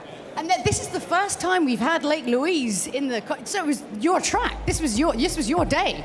じゃあもうレイクリリース入ったばっかりのコースなんで、もう準備万端で、まあ絶対勝てるとは思ってたんですね。はい。でもちょっとね、ボーア選手がすごい速かったので、彼がいたら厳しかったかもしれないんですけど、でも決勝でまた戦えるのですごい楽しみにしてます。Yeah, I think if Boboa was on this track, he's really fast here, so I would have been in trouble maybe. But I'll see him again in the grand final. Most importantly though, was it fun? 楽しいですかでもこのコースって。いやすごい楽しかったんでちょっとこう敗者復活戦に回ったのすごい残念だったんですけど正直ちょっと走れて楽しいなっていう気持ちもありました。Yeah, so it's extremely fun, and it's kind of unfortunate that I have to come up from the repechage, but it was fun to do it, so it's okay. Well, congratulations. Let's give Takuma a massive round of applause. Are you ready to see the grand final? Yes. Let's chuck it to Tom and Jimmy. Cheers, Jules. They're as excited as we are here in the comms box. An amazing race. Huge congratulations to Takuma Miyazono from an incredible performance. The grand final, though, awaits our 12 drivers, and here is how they will line up on the grid. Paul Ura, Jose Serrano on the front row, Coque López on row 2, Carrazza and Alex Lopez on row 3, Caden Roach and Baptiste Beauvoir on row 4, Takuma Miyazono, Guy Barbara on row 5, and then row 6 is Lucas Bonelli and Mehdi Hafidi. What do you make of that one, JB? It's looking pretty good if you're a Spaniards here tonight, I think, isn't it? So here's our circuit. Of course, it had to be. We're racing at Catalunya, no chicane, the correct layout, might I add. And look at the car, it's Toyota GR 010 hybrid from 2021. What a machine, 23 laps, a bit more of an endurance style race, this one, with lots of tyre compounds to choose from, but only 2 need to be used. 23 laps for the drivers, as you say. Interesting to see that strategy is going to come into play for the first time here tonight in terms of the tyres as well. They must use at least 2 of the tyre compounds, and very excited to see what this is all going to be about. This is the Circuit de Barcelona Catalunya, just a stone's throw away from where we are here in the centre of Barcelona, and it is an incredible circuit. There's only a few overtaking opportunities though. You got down into T1 and you got down into T10 though, really, so drivers are going to have to bide their time quite carefully, I reckon. Yeah, especially in these downforce-based cars, this prototype, there's going to be a lot of dirty air in this, so it's all about, as you say, biding your time, choosing your opportunities wisely and not burning those tyres up. Really easy to do that when you're following someone so closely. Absolutely. Well, let's meet our drivers then for the grand final here tonight. They're ready, 12 of them, to take to the stage. Only one will be crowned as the world champion, though. Please give it up from France. It's Mehdi Hafidi.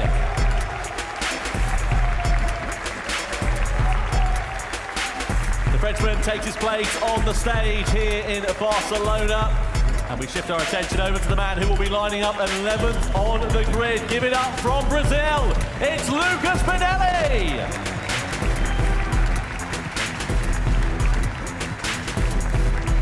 After a quite incredible performance in the Repechage race from Australia, it's Guy Barbara.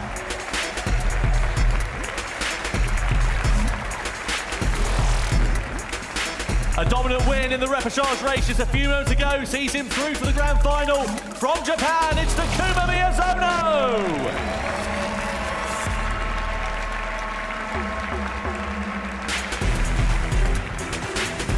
Lining up 8th on the grid, please give it up from France.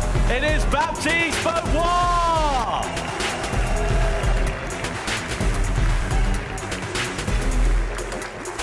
A newcomer to the Gran Turismo World Series. Please give it up from the United States of America. It's Caden Roach.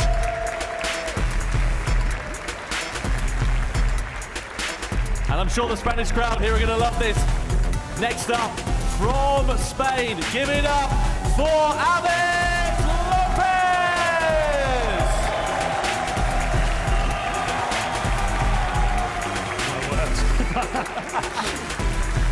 Lining up 5th on the grid in the grand final for the Toyota GAZOO Racing GT Cup.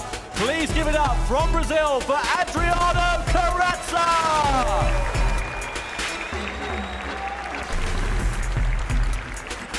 Fourth on the grid here tonight for the grand final from Spain. It is Coque López. López.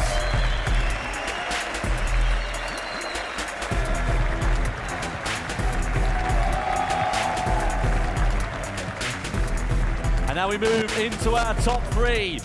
Please give it up from Japan. It is Ryota Kokuman.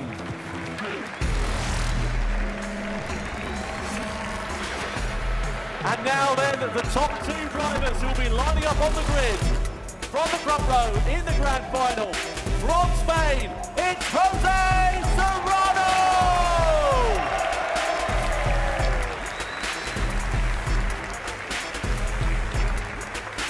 And last but by no means certainly least, from Spain, give it your all for Podium!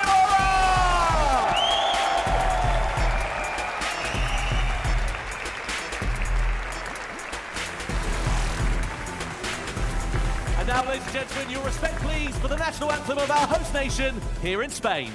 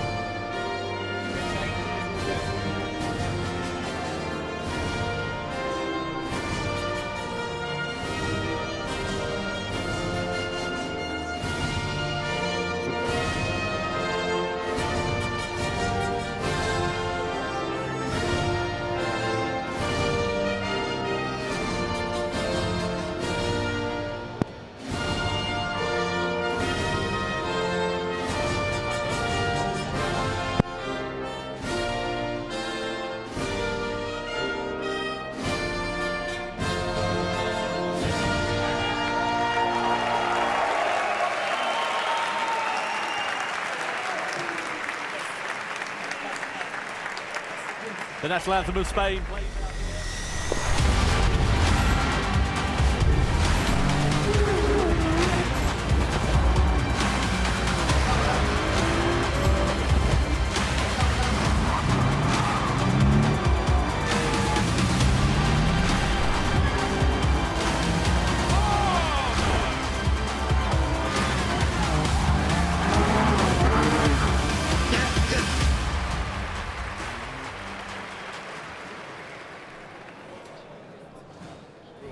Well, welcome to Barcelona. If you have just joined us, it is the Gran Turismo World Series World Finals in 2023. It is the Toyota GAZOO Racing GT Cup as well. What a city this is. What an atmosphere we've got here tonight as well. Jimmy Broadbent, we've seen 3 spectacular races so far. This grand final can only make things better, surely. Yeah, we saved the best for last. If you just joined now, I mean, you've missed some good racing, but you're here at the right time.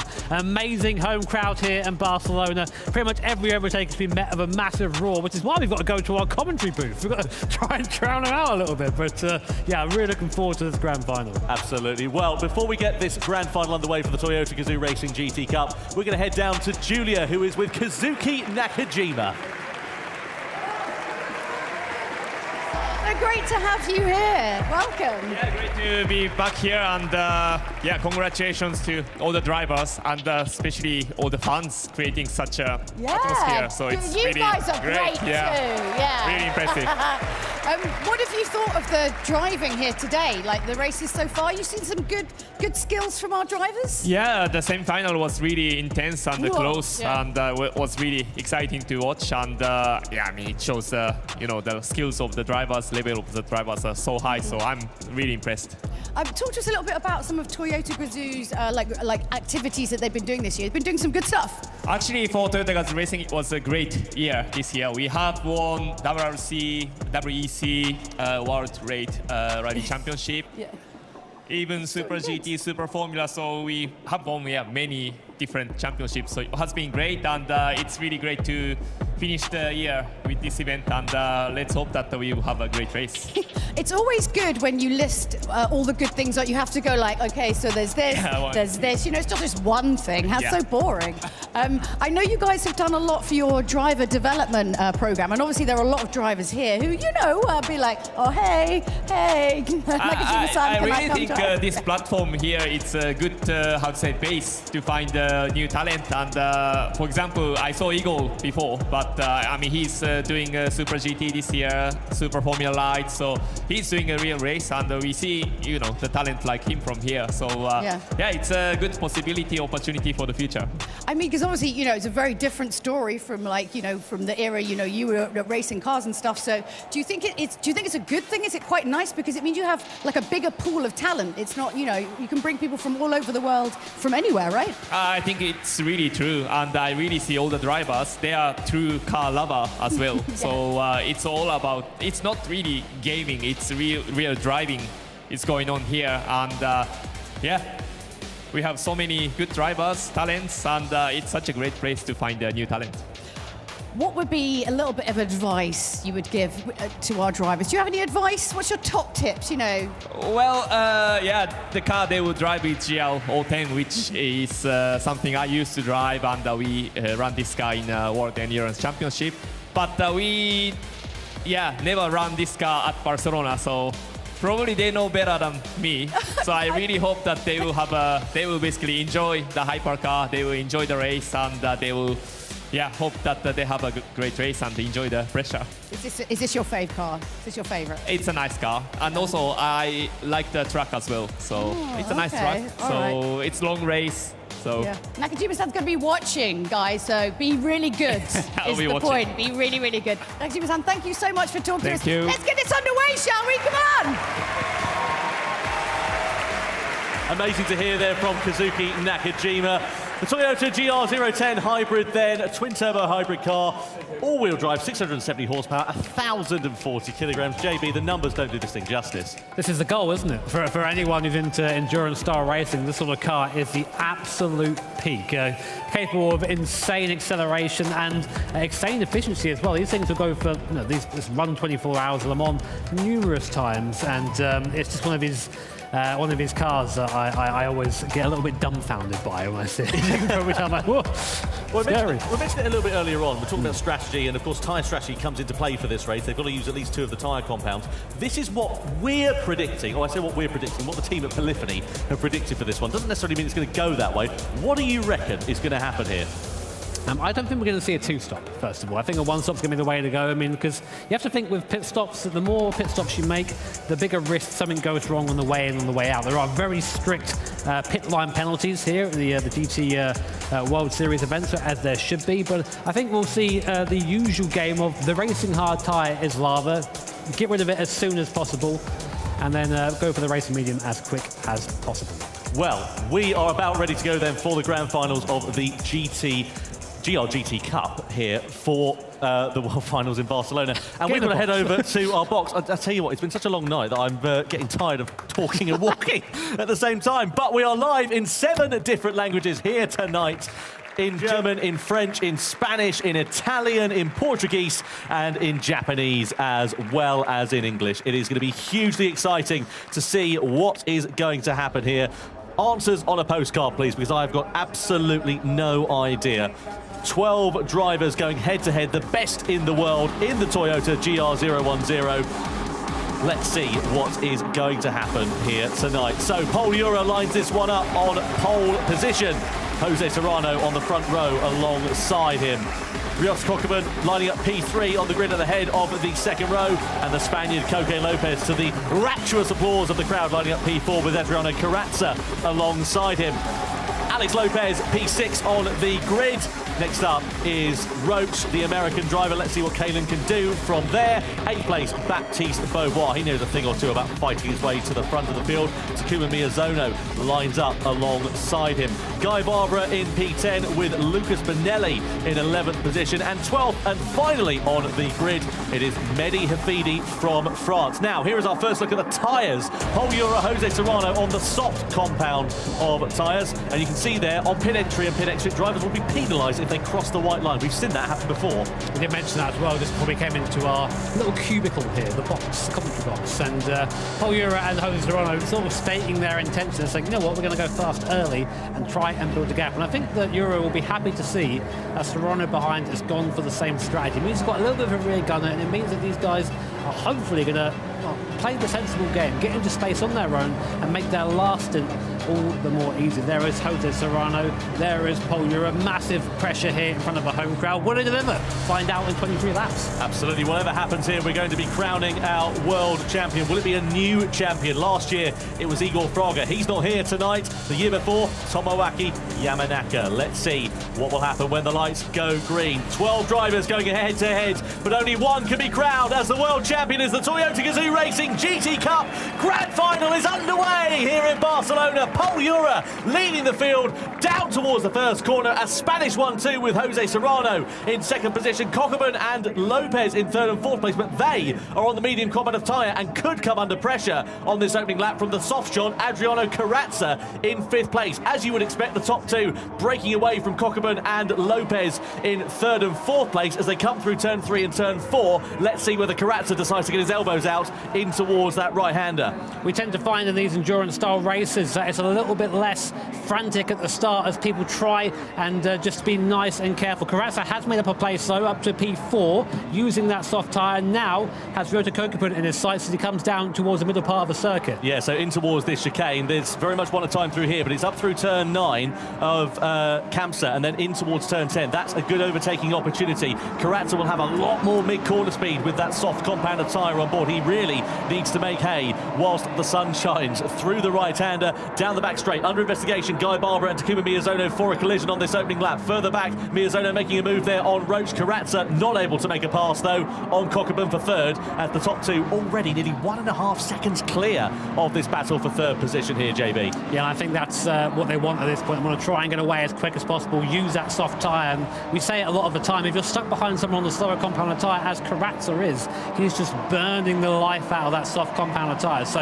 I suspect we'll see a move down towards T1 here. He's in the draft now. Look at the speed, nearly 300 kilometers an hour as you go down towards T1. It's 190 mile an hour we're approaching now. Hard on the anchors, past Coquelin like he's standing still. Lopez fancies to go as well.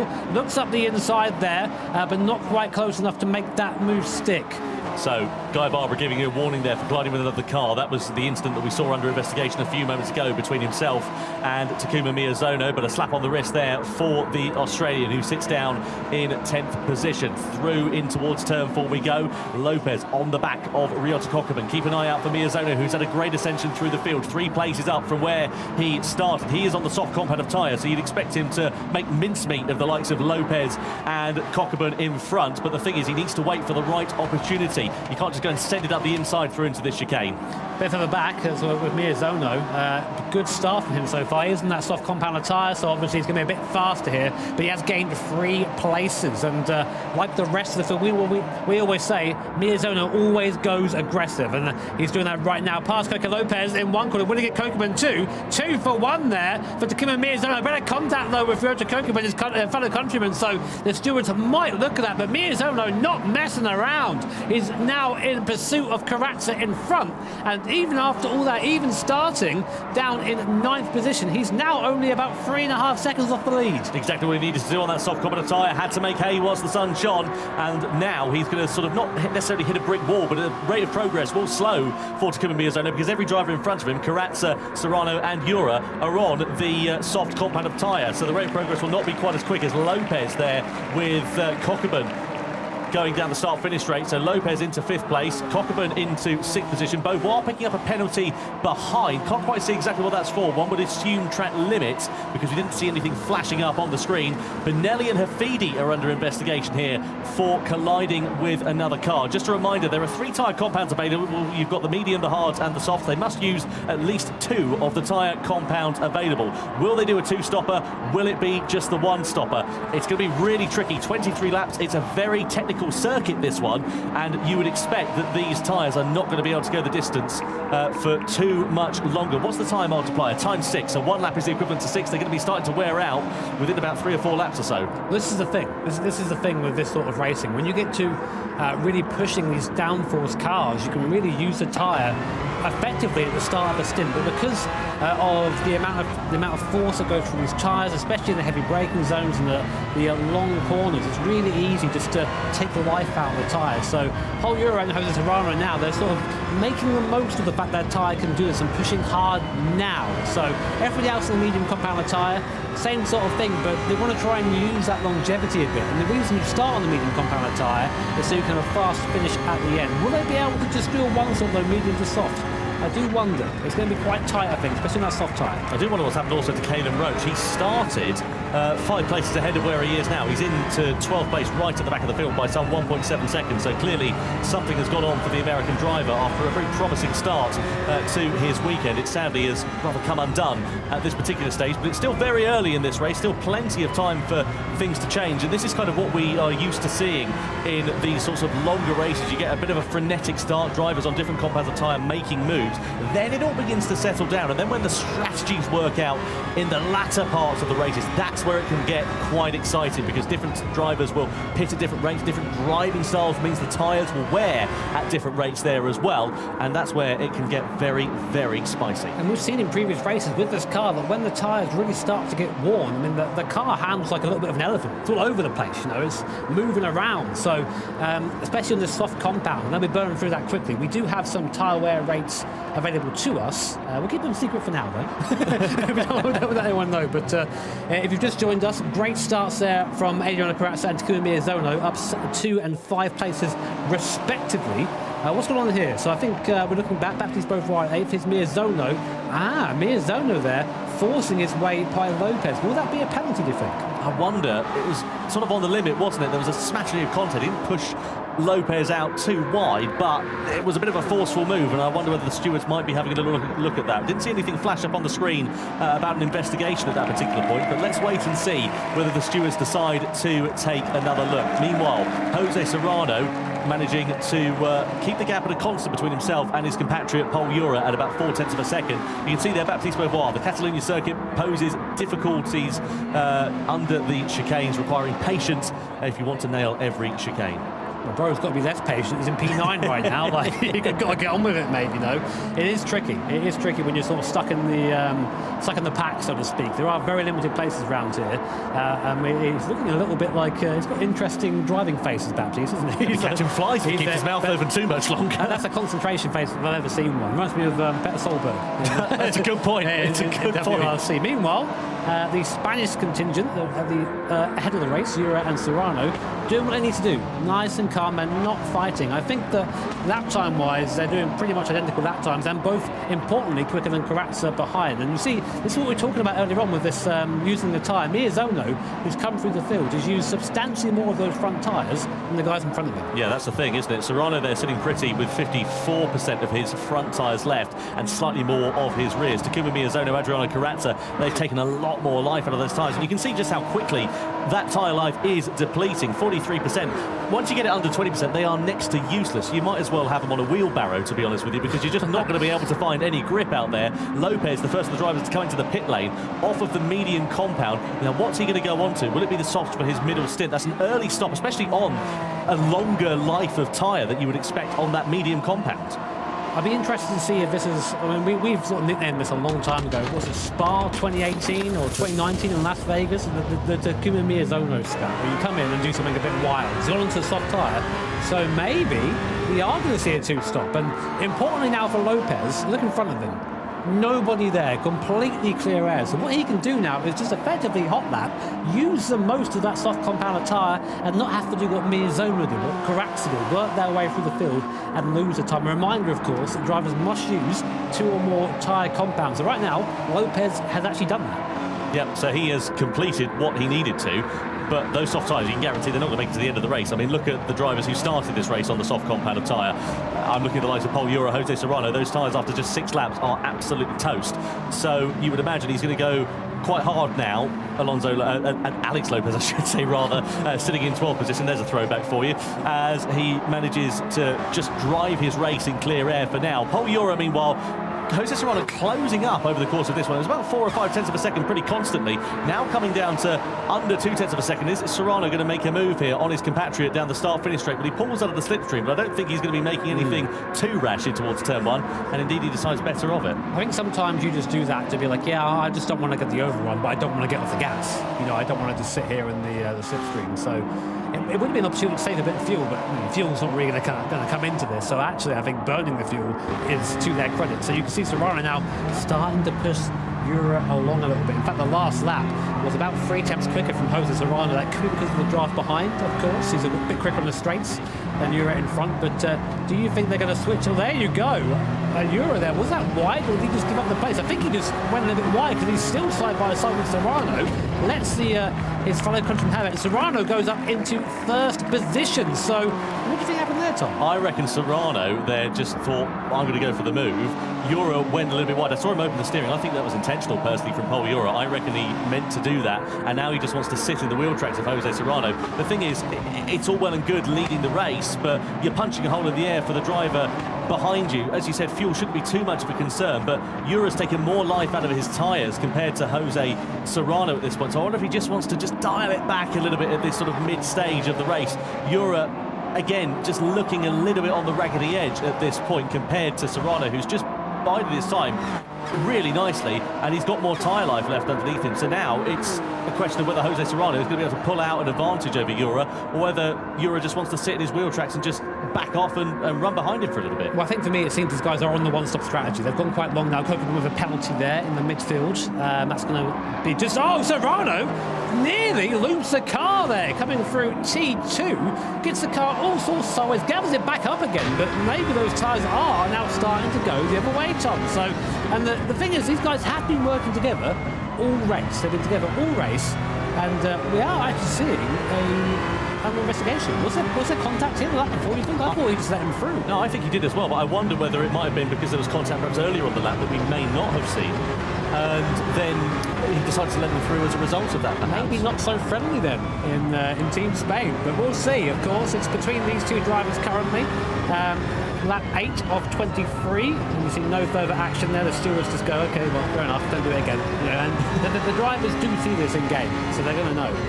This gives you a really good idea of the speed of these Toyota GR010 cars. Pol Ura there, keeping the car honest at the moment. Less tyre life he has got available to him compared to Jose Serrano, and I wonder whether they may be coming to the pits at the end of this lap, because I don't know if they're going to make it round with any meaningful tyre life left underneath them. Let's see if anybody blinks from the front. No, they don't. So they're going to continue on for as long as they possibly can. Carrazza, meanwhile, also doing the same thing in third. Just a little something to say that Alex Lopez, lap time-wise, is lapping about a second a lap faster than anyone. Sorry, Jimmy, just to cut in front of you there, Carrazza and Miyazono do come into the pit lane there, so I thought Carrazza had continued on. It must have been a very late dive into the box there for him, but the two other drivers who started this race on the soft shod compounds and are now going on to what presumably will be either be another soft compound, so they're going to go for soft and then go for the mediums at the end, aren't they? So the slower compound right towards the end of this race will be a two-stopper.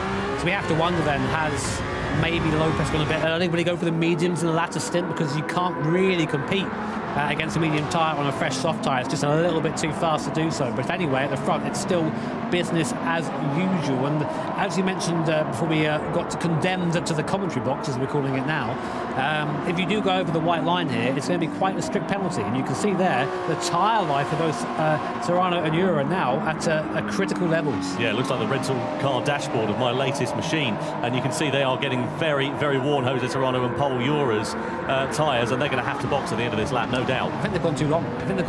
Tom. I think they've gone past now the usable life of that tyre. Well, look just looking at the laps last time around, Coque López, who was on the mediums, he was a 1:30.2. Serrano and Ura, also on the softs, a 1:30.2 as well. So they're going to have lost a handful of fist over time. They're going to come into the pit lane at the end of this lap. Absolutely no surprise there. So the top two, Jose Serrano and Pol Ura, come in. Pol Ura with a more of a pronounced gap. 1 second it was at the last timing line as well. So that might have cost Pol Ura quite dearly here, and he might have a lot more work to do come the end of this race. Now, is he going to do the same strategy as Karatsa and Miyazono and go soft when he comes into the pit lane? Let's wait and see. Lopez and Coquelin continue on, as do the rest of the medium shod runners. So everybody who started on the soft has pitted, but Serrano and Jura going different. They're going bold, they're going medium for their middle stint. Where's Karatsa? That's the question. These guys were very slow in the last part of that stint. There is Adriano Karatsa. The gap has come down. Karatsa's got the pace over Jura on the exit. His tyres up for temperature. Sleeps around the outside. No, there's contact between the two as Karatsa turns into the space that's occupied by Jura and now almost spins the car. That's a Karatsa move that I've ever seen one, Tom. Yeah, well, Jura was quite entitled to be on the inside line there, in my opinion. He was coming out of the pit lane, had nowhere else to go, and Karatsa just kind of turned into a space that didn't really exist. The stewards investigated that instant. The thing is, Jura and Serrano, they're going to be sitting ducks now at this point because, of course, Karatsa is on a quicker compound of tyre.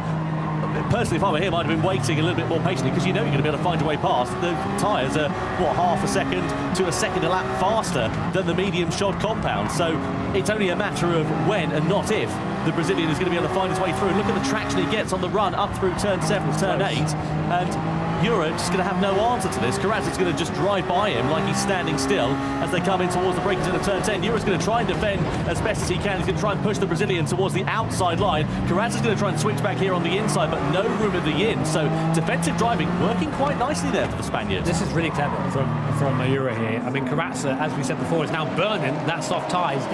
The tyre is best at this stage of the tyre life. And Jura is saying, you know what, you are faster, but I'm not going to let you have it because every moment, every second, Karatsa is putting away from Jura. It's a second he's got to try and gain back later on. So Jura there is going to sit on the outside line.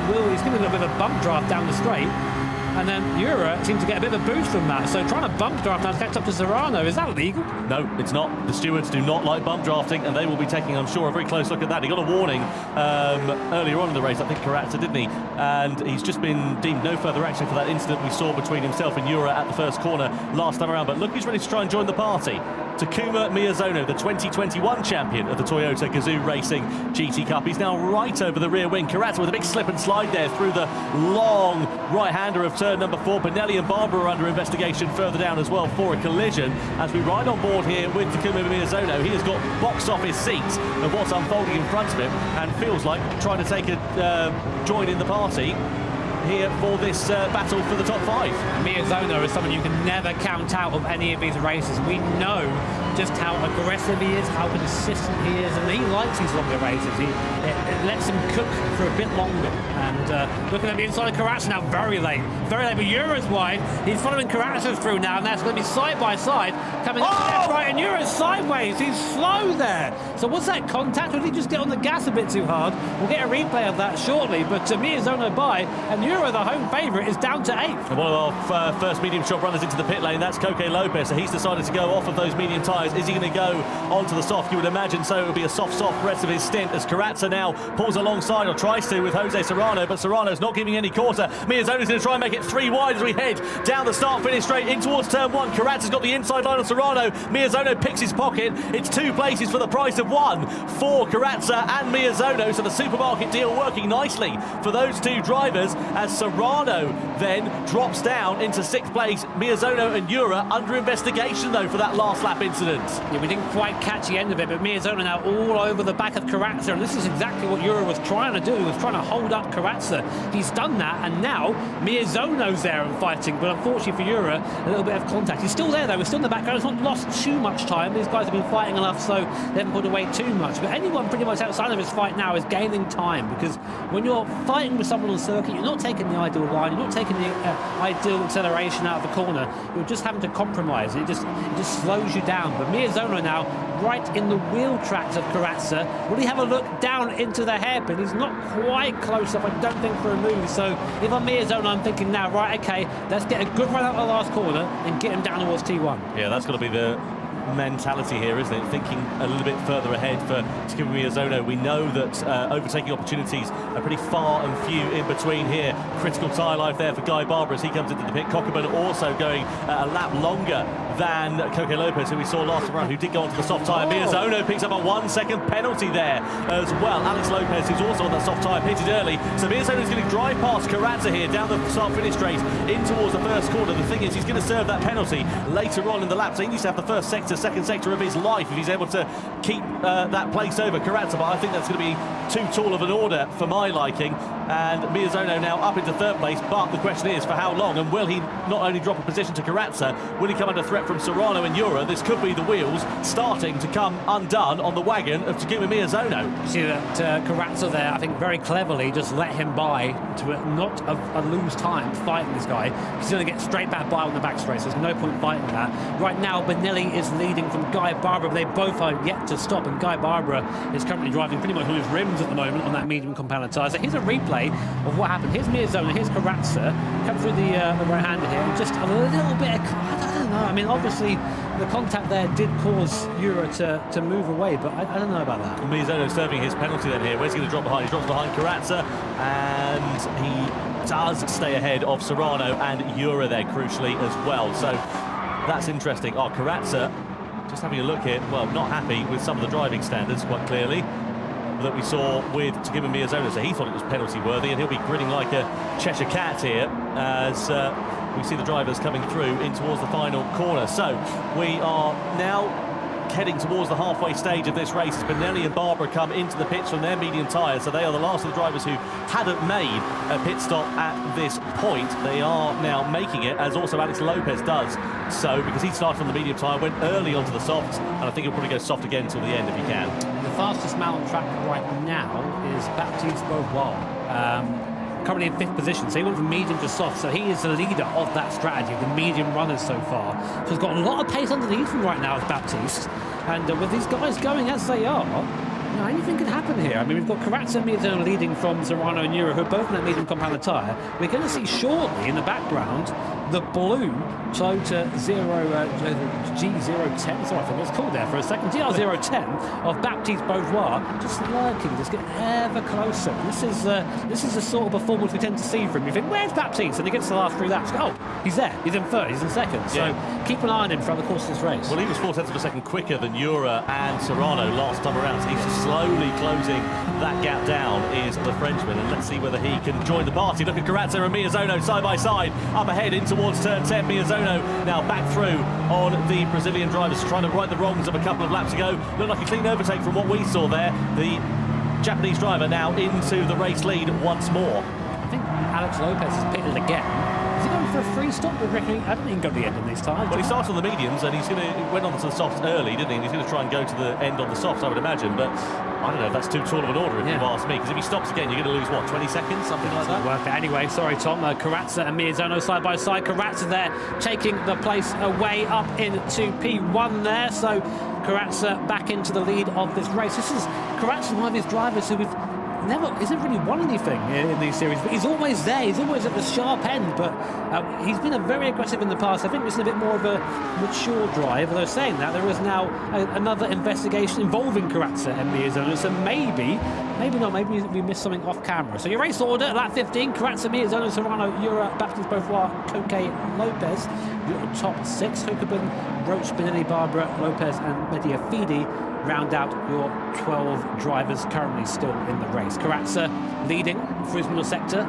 Very difficult to overtake through here, but if you get a good run through this long right-hander, you can maybe think of an opportunity into the hairpin. So Miyazono not quite close enough on corner exit. We'll have the draft all the way down here, though, but not quite close enough now. But getting a little look at the tyres here, Tom. Yeah, Carrazza, a little bit more tyre life left underneath. I was just having a look at some stats, actually, on our app that we've got here. The last time that we saw Carrazza on the top step of the podium in a World Tour World Series event was 2019 in Tokyo. Semi-final A in the Nations Cup. Was it then? Such a long time ago. So that's what, nearly 4 years, over 4 years, 3 years. I can't do the math on that. That's what I was thinking. Yeah. I said, it's not being like, it was there. I can't believe it was actually then. But into the pits then comes Takuma Miyazono. So he's border chasing Carrazza. He's going to come into the pits now.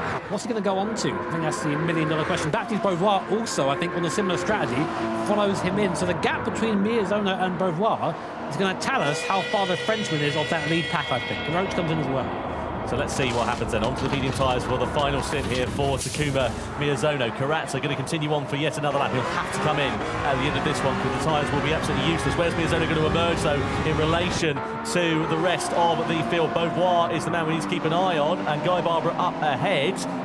Beauvoir coming out of the pit lane then, so Miyazono emerges in 8th position. He's on the medium tyre, but don't worry about the drivers in front. They're all out of sequence in relation to him and his strategy. Of course, you would expect them to start slowing down now as those soft tyres come towards the end of their useful shelf life. What's the maths on that there, JB? So by my calculation, Lopez has gone too early. He's going to run out of tyre life towards the end. Baptiste has played a blinder.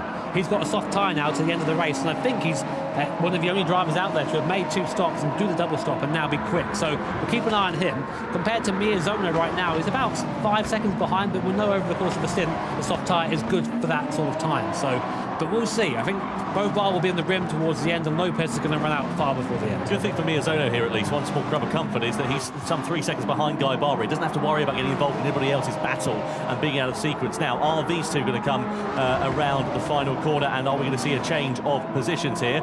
Jose Serrano right in the wheel tracks of Pol Jura. It's a reverse of what we saw earlier on, so Jura now ahead of Jose Serrano as we come to the timing line. How long is that going to take place, though? Because Serrano pulls out of the slipstream, draws alongside, but ducks back into it before the braking zone. So, despite being close, he's not close enough to mount a challenge at this particular point. What happened to Beauvoir? He's spin? Yeah, he's dropped down to 12th, hasn't he? So something's clearly gone wrong there for Baptiste Beauvoir, and we didn't get to see whether that strategy would have proven to be beneficial for Beauvoir, I'm afraid to say. I'd love to see a replay of exactly what happened, but that is devastating news. That's a classic Beauvoir race.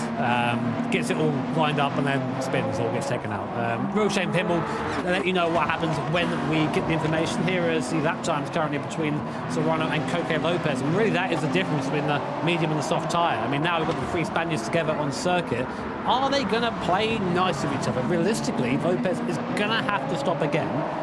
If I were him, I'd probably stop sooner rather than later and just get a fresh set of tyres on and go, because he's not going to get to the end on that soft compound tyre. Karatsa, his front tyre life right now is, well, as you can see, it's got the big warning marker. So that basically means they're knackered. Come and get some new ones. Well, these 2 drivers, they know each other exceedingly well, let's not forget, because, of course, Spain won the Nations Cup last time out in the World Series showdown. Pol Jura a part of that lineup, likewise Coque Lopez and Jose Serrano.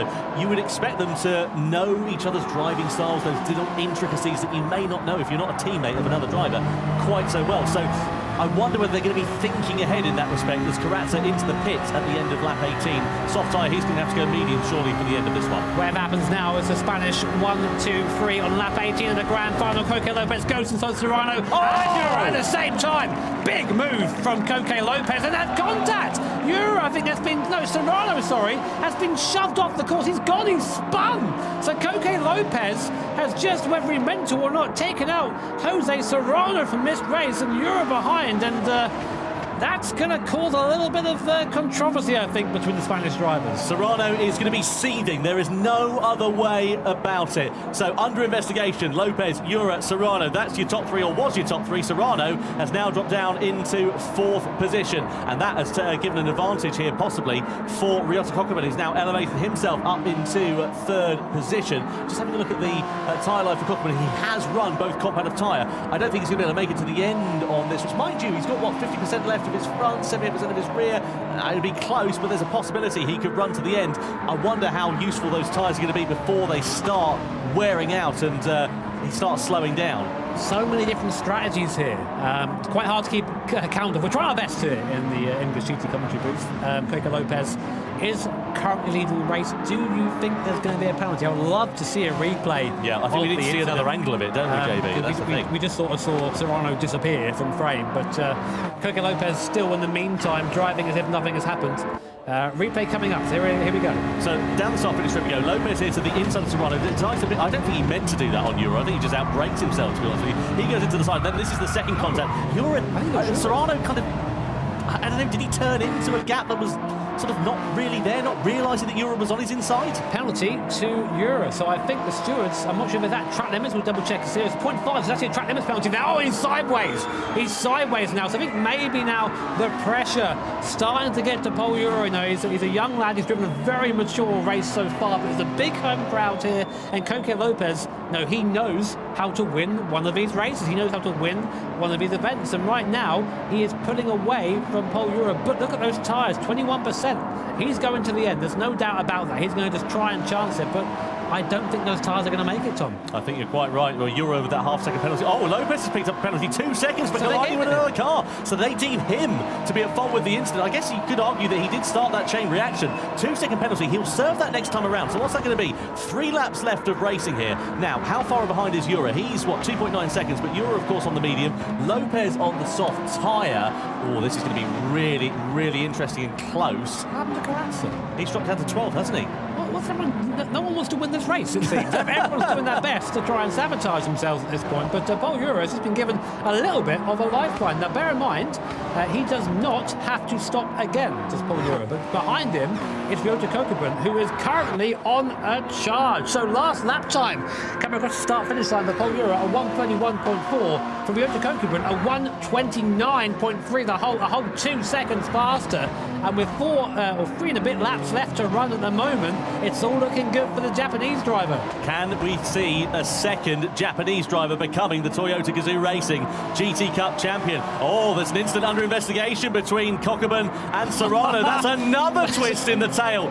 Honestly, they are throwing the kitchen sink at this race. It is absolutely spectacular. There's under 3 laps now remaining, and there is so much drama. We're struggling to keep up here. Lopez with this 2-second penalty, what's that going to do for him in relation to Ura? I think he'll be okay, but it's going to drop the gap right down. But Kokubun, cue the Jaws music, he's right there.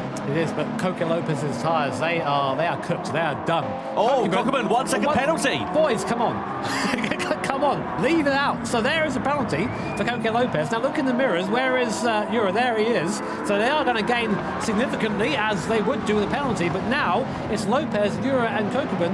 None of them have to stop again, but Lopez's tyres, I don't think are going to make it to the end. I think Ura's in the pound seats here, to be honest with you. Once Kokubun serves that penalty, I know he's on the soft tyres, I know they're quicker now, but I don't know, there's not that much longer left of this race to run. Kokubun needs to try and make hay whilst the sun shines, get himself past Ura as quick as he can to give himself as good of an opportunity once he has served that penalty. Let's see what happens. Ura slightly wide out of the final corner. 2 laps then left to run here at the Circuit of Barcelona, Catalunya. Kokubun in the slipstream pulls alongside Paul Ura down the start-finish straight. He's going to go through and take second place. Lopez's tyres, though, they are absolutely worn down to the canvas at this point. Will we see Coque Lopez backing up Ryota Kokubun? Minister of Defence style, Perez style here at Catalunya. I mean, you have to think about it. I mean, realistically, his tyres are gone now. His tyres have gone down to 0 on our screen. His front tyres are ruined. He can't do anything here apart from now drive to the end.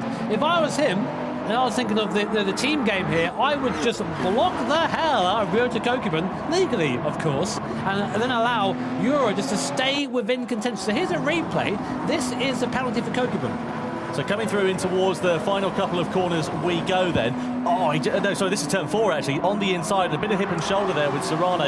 It was a forceful move, but it's a harsh penalty, I have to say. Let's see what happens. So 1-second penalty here for Kokubun. He's now going to drop back behind Paul Ura. Lopez manages to retain it ahead. Ura's going to go through here on the inside. It's going to be close on the brakes, but Ura with track position. They're side by side into turn 10 for second place. The Spaniards up through. It's once again a Spanish 1-2 to the delight of the crowd here. And now there's going to be just 2 laps left at the end of this one, but Lopez's tyres are absolutely shot to pieces, and he has still got a good few kilometres left of this race to run. Somehow he's still staying out there. Kokubun the same issue. So now maybe that's enough. Maybe that's all Paul Ura needs now. Isn't that medium compound tyre? His tyres will last to the end. So maybe this is going to be the Spaniards race after, but Kokubun's still there, still behind, and still on some sort of pace. Let's watch him through now behind from the view back over Ura's spoiler. Is he going to pull away through these corners? No, Kokubun's still got a bit of pace there. So it really seems like it could be anyone's game. Lopez is still running decent times. They're all in the 31s at this point. So it's looking like that medium compound tyre, also in his life, just doesn't have the speed either. The tyres have all dropped off a cliff, haven't they? They've come to the end of the useful shelf life for Ura, but, as you say, Lopez and Kokubun all in exactly the same boat. This could go any which way you like, and there are still 1.5 laps left to run. You can see just how much they're scrabbling for grip on the exit of 5 there. No way to put the power down. They have to be so ginger, so careful through these corners, but everybody's in exactly the same position. You see now Kokubun now look visibly pulling back, and Paul Ura now is right on the back of Coque López. This could be it for the lead here in the grand final of the Toyota GAZOO Racing GT Cup, and almost there into the back. He's going to have better traction and his countryman off there, but they're side by side. Coqueman is just looking for an opportunity and not quite close enough now. But look how close it is now, Tom, as we come onto the final lap. I think it's going to be down towards turn 1 where the move will be made for Pol Ura if he's able to get good traction through these final couple of corners. Look at how careful they're having to be. Everybody in exactly the same boat despite the difference of compound of tyres. One more lap to go then here for the grand final of the Toyota GAZOO Racing GT Cup. It's Lopez, Ura, Coqueman, nose to sail they run.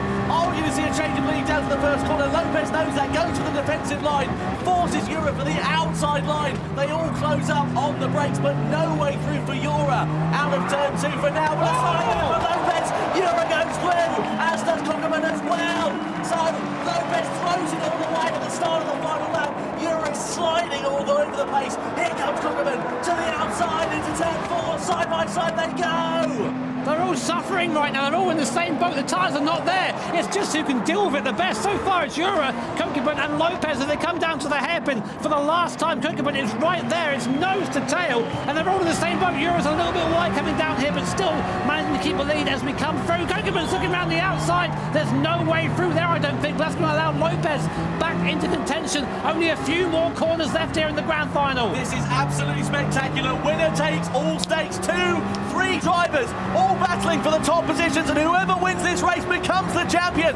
3.5, few corners to go. Down in towards turn 10. Coqueman there. Oh, a slide on the exit. Lopez sees an opportunity, but Ura now manages to hold firm. 3 corners left. Surely Ura's got this one in the bag if he has a clean couple of corners. Down in towards the penultimate turn we go. Pol Ura, what a drive. Lopez leads to the inside of the final turn, but no way through. It's going to be Pol Ura who becomes the 2023 Toyota GAZOO Racing GT Cup champion.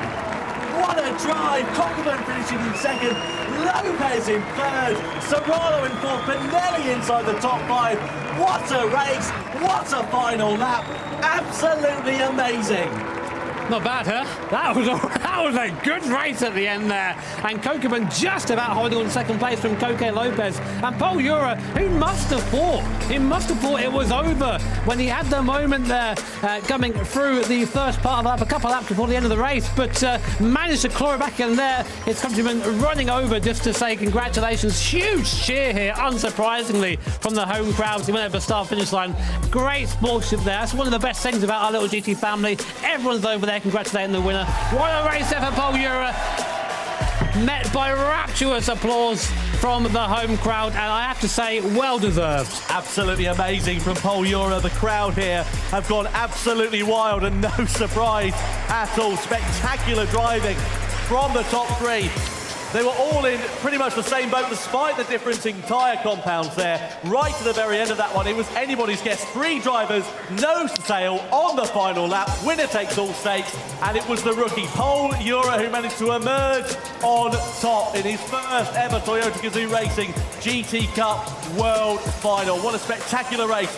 God, I'm going to need to get their breath back, but here are some highlights then at the start of this one. Ura led the way as we see Carazza going through into third position in the opening stages. Yeah, it all became a tyre battle straight away. Coque López putting himself into contention nice and early on that medium compound of tyre and putting himself in position. Guy Barber and Baptiste Beauvoir were close together, and you can see a little bit of almost contact between the two as they're all vying for position.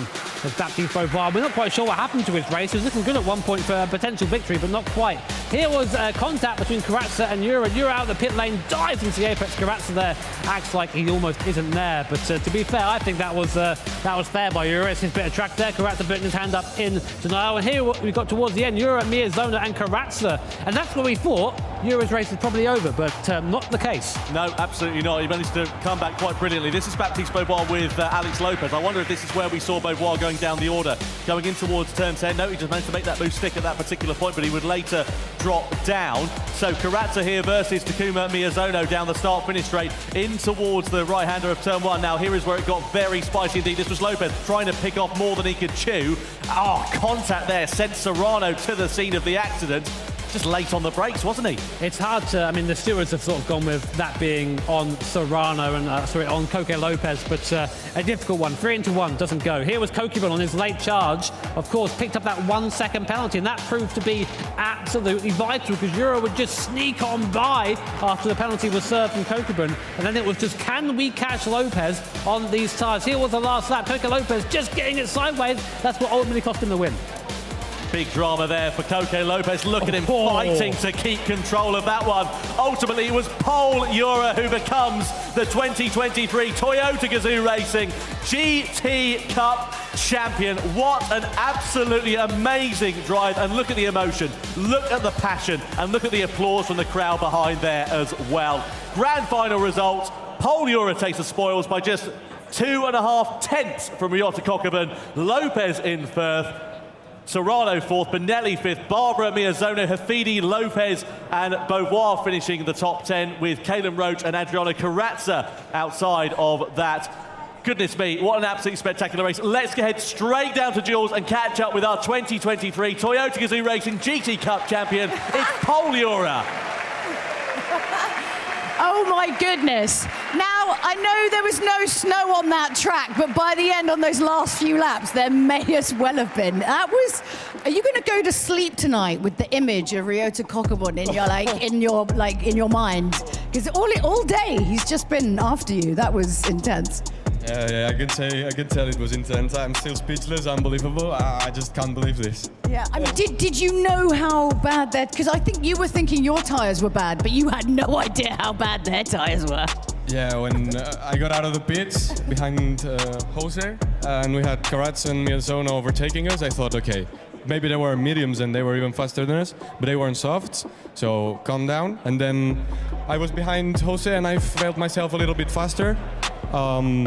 And then Kokibun and Coque were approaching with softs, but I didn't know they were so weared off. And I got there was once when I was 4th that I thought I couldn't win this. So when I saw myself 1st in the last lap, I just couldn't tell how. Well, I have to say, that entire race, I think everyone, there was so much stuff was happening. There were penalties left, right, and centre. It was crazy for everyone, for you guys watching, I'm sure as well. But so was it really, what was the point you knew you had a shot? What, was it just literally the last lap? When I knew Coque had his tires punctured because of the wear, I saw he was doing weird lines. I said, okay, he has his tires done. Yeah. So it's me and Kokibun also had them out, and me too. And by the end of the lap, I also had, so it was a crazy race. So after the crash and after the penalty, I didn't expect to come back like that. So just speechless, unbelievable. I feel like also your semi-final really prepared you for the Kokibun onslaught. You kept your cool. That was some intense stuff. It was going, it couldn't keep up. I wasn't ready for this. Any of this, I wasn't ready for any of this. Well, you certainly deserve it. Doesn't he deserve it? That was an amazing race. Let's give it up for Pol Jura, our champion, Toyota GAZOO Racing GT Cup.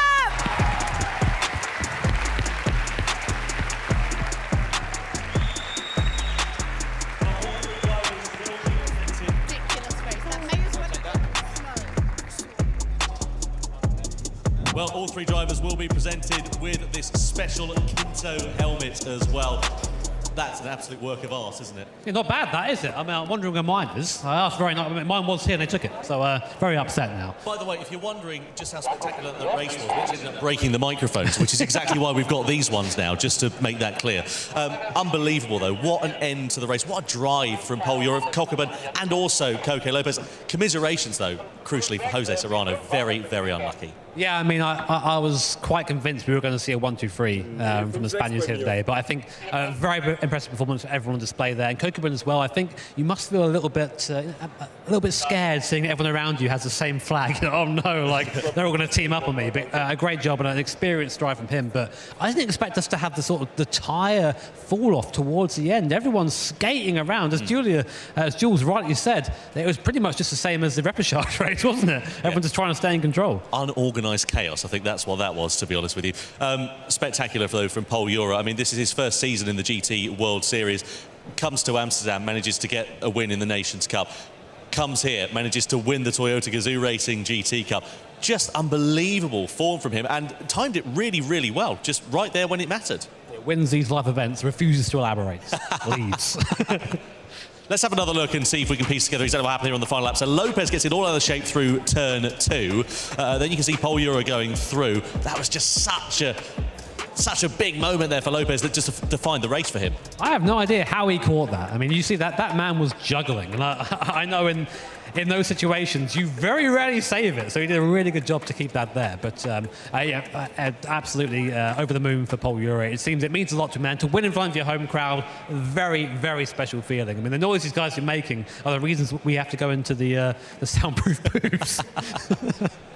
Well, we're about ready then for the podium ceremony here in Spain. Barcelona, of course, is the venue for the GT World Series World Finals and a Spanish champion as well in the Toyota GAZOO Racing GT Cup. So we're about ready for our top 3 drivers to make their way onto the stage. Please welcome in 3rd position from Japan, it is Ryota! It is Coque López.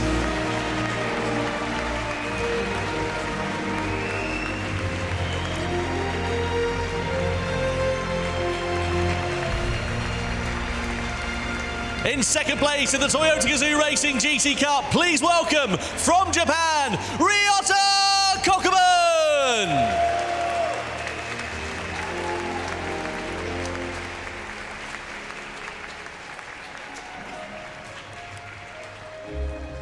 And the winner of the 2023 Toyota GAZOO Racing GT Cup, please give it up from Spain, it's Pol Euro!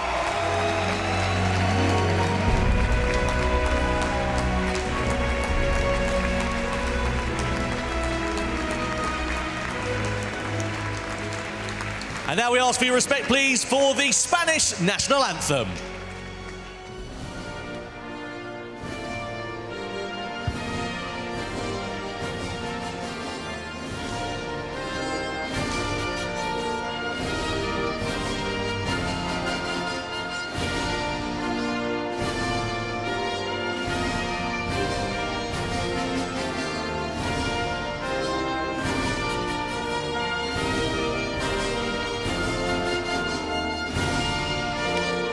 Yeah.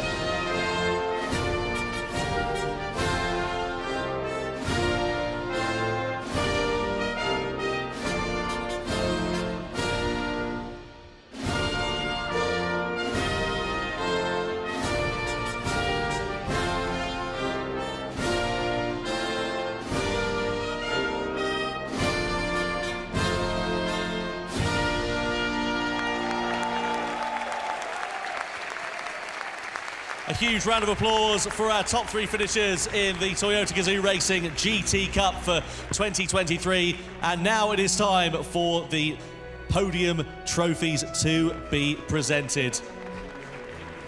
Please welcome, first of all, for the 3rd place trophy, Miguel Fonseca, the CEO of Kinto Europe. And he presents it to our 3rd place finisher, which is Coque López.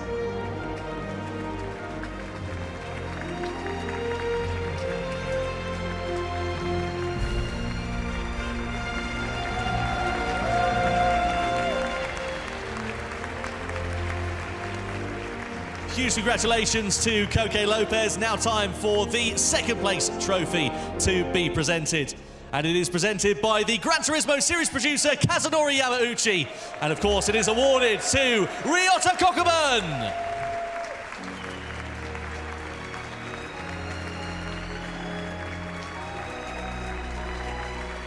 Helmet.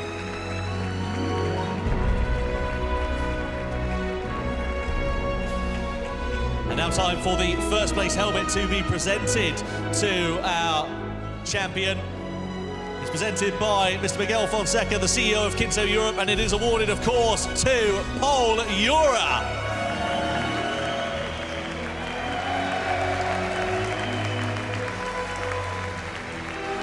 And it's now time for the 1st place trophy to be presented by the Vice Chairman of Toyota GAZOO Racing Europe, Kazuki Nakajima, and it goes to the 2023 Toyota GR GT Cup World Champion from Spain, it's Pol Euro!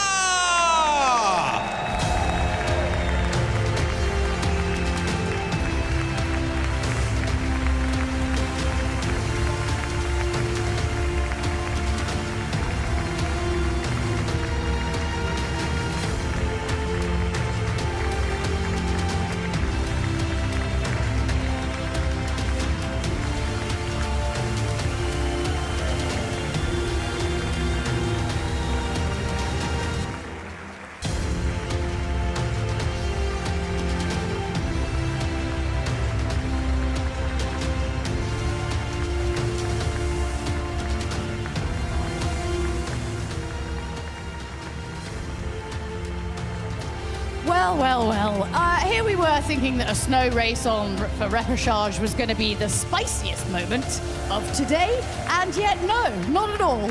My goodness. What just happened? Well, never have I broken a microphone in commentary before, Jules, but do you know what? There's a first time for everything. Shouting loudly, that's what I was doing. You broke it with your voice? Yeah, I did. I know it's loud and boomy. I didn't realise it was quite so loud and boomy to break the Well, no, we know your voice is very loud. Well, you know, it's unfortunate, but it's an occupational hazard with this job, I'm afraid. My goodness. Jimmy, I mean, how many notes did you write during that? There was a lot. I was just screaming. No notes going on, but it's awesome to see an emotional winner in pole. You're sitting on the podium, cheering up there on the top step. That's what it means to win one of these events here. I think definitely a winner deserving of the crown. I mean, he was at university this morning. He went to class and then came here. I staggered in this morning by comparison. We barely dragged ourselves in, and there it is. As you can see, this is only day one. There is so much more racing to come. We have the Manufacturers' Cup tomorrow, and then on Sunday we have the Nations' Cup also. And I promise you this, it's going to be just as spicy, let's be honest. Yeah, I mean, this was the only individual driver race that we had all weekend. It's now down to the teams. We've got manufacturers and we've got nations with the new format for this year. We're going to be crowning champions in a different way this weekend, and I am so excited. It's going to be exciting. Jimmy, final thoughts? More, please. More, please. Well, we can certainly accommodate that. So, thank you so much. Big thank you to all of our international commentators, everyone here in the studio, and thank you so much for watching. It's been a pleasure. We will see you tomorrow.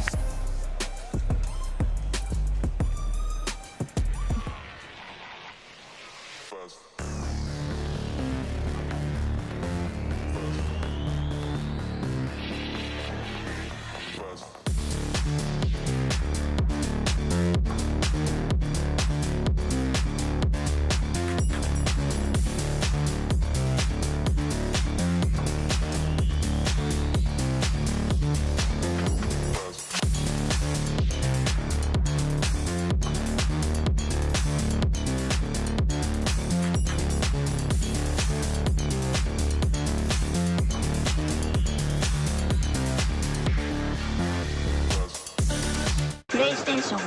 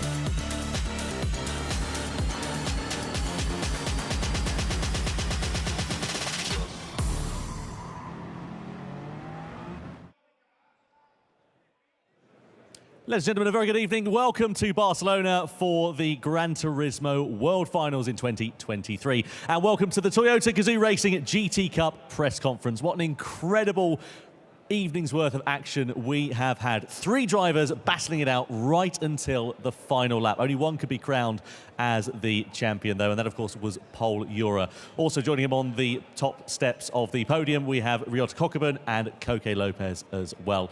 Pol, we'll come to you first of all. An incredible race for you. And at one point, we were worried in the commentary box that it looked like the race was over for you when you had a bit of an incident. But you managed to recover, and you are now the 2023 Toyota GAZOO Racing GT Cup champion. How does it feel? It just feels unbelievable, especially because it's my first year in the World Series. So to win a title or a competition in the first year just feels amazing. And after this race, even more. What was the most challenging aspect of that race to you? Because when you came onto that final lap, there was everything going on in those first couple of corners. Yeah, the first stint was pretty calm with Jose. We were just doing our pace. It was a good pace, saving the tires because tire wear was very high. But then in the second stint, where strategies from different drivers mixed up, for example, me and Jose, they were in the same strategy using just 1 stop, but Carazza or Miyazona were in 2 stops. So, you know, already there, we felt a bit uncomfortable. And then we had the incident with Coque. The 3 collided a bit. It was more of an incident, and he didn't do it on purpose, obviously. But it ended Jose's race, and I thought it had ended mine. But in the end, I recovered. I said to myself, "This can't be over." And yeah, I ended up being first in the last lap. And how does it feel to do that in front of your home crowd here in Barcelona as well? It just feels crazy. I don't know what to say. It's just crazy. Pol, congratulations. Thank you very much, and congratulations to the podium as well. Fantastic. We'll move on to Ryota Kokubun. Ryota, second place for you at the checkered flag. An incredible final lap, though, with lots of concerns about tyres, especially. How do you look at the race from your perspective? 国分選手、聞こえてます？聞こえてないですよね。He's not hearing me. No. Okay. This is a bit of a nightmare. 国分選手、2位のフィニッシュおめでとうございます。で、チェッカーまで本当にギリギリの接戦で素晴らしい戦いだったんですけど、やっぱり最後はタイヤが肝になっていて、そのレースの最後の方の展開、自分の視点からどうでしたか？はい、最後はタイヤがきつくて。ペースを保てなかったんですけど、他の選手もそれは同じで、結果2位という結果で終わってしまいましたけど、自分の中ではいい戦略が組み立てられたかなと思います。So, towards the end, of course, the tires were making it very difficult for me to maintain pace, but that was the same for the other drivers as well.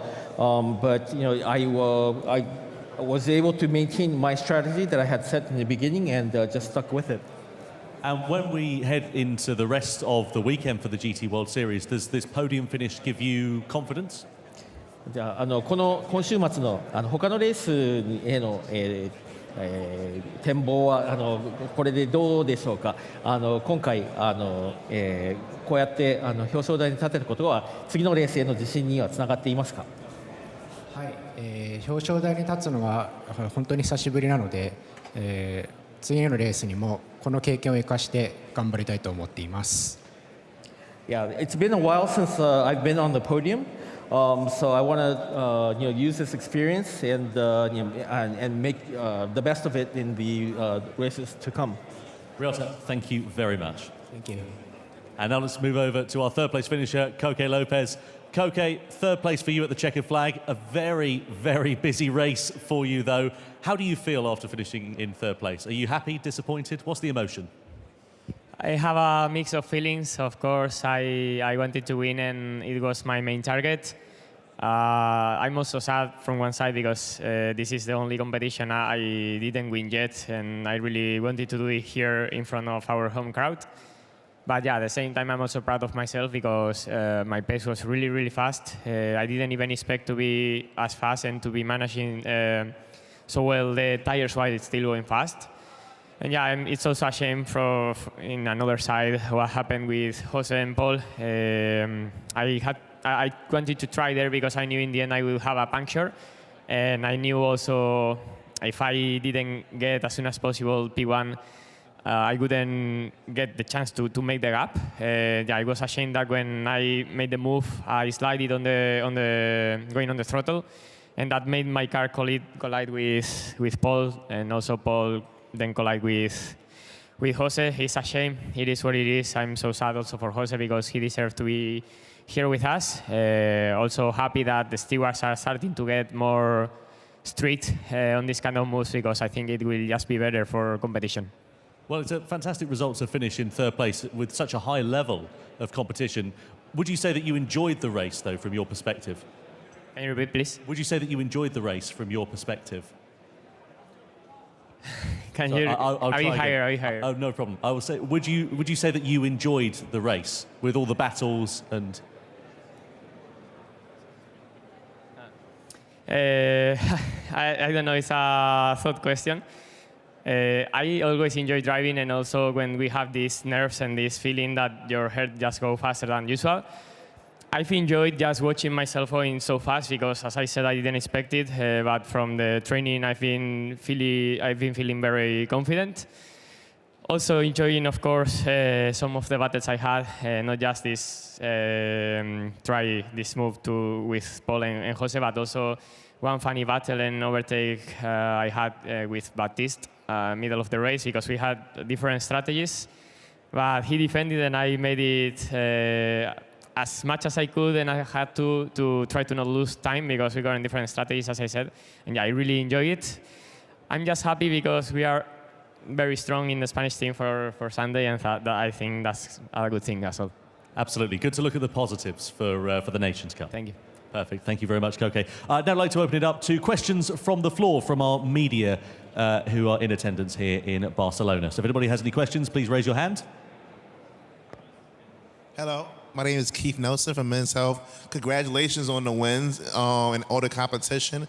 I kind of wanted to ask all three, but I'll start with Yura real quick.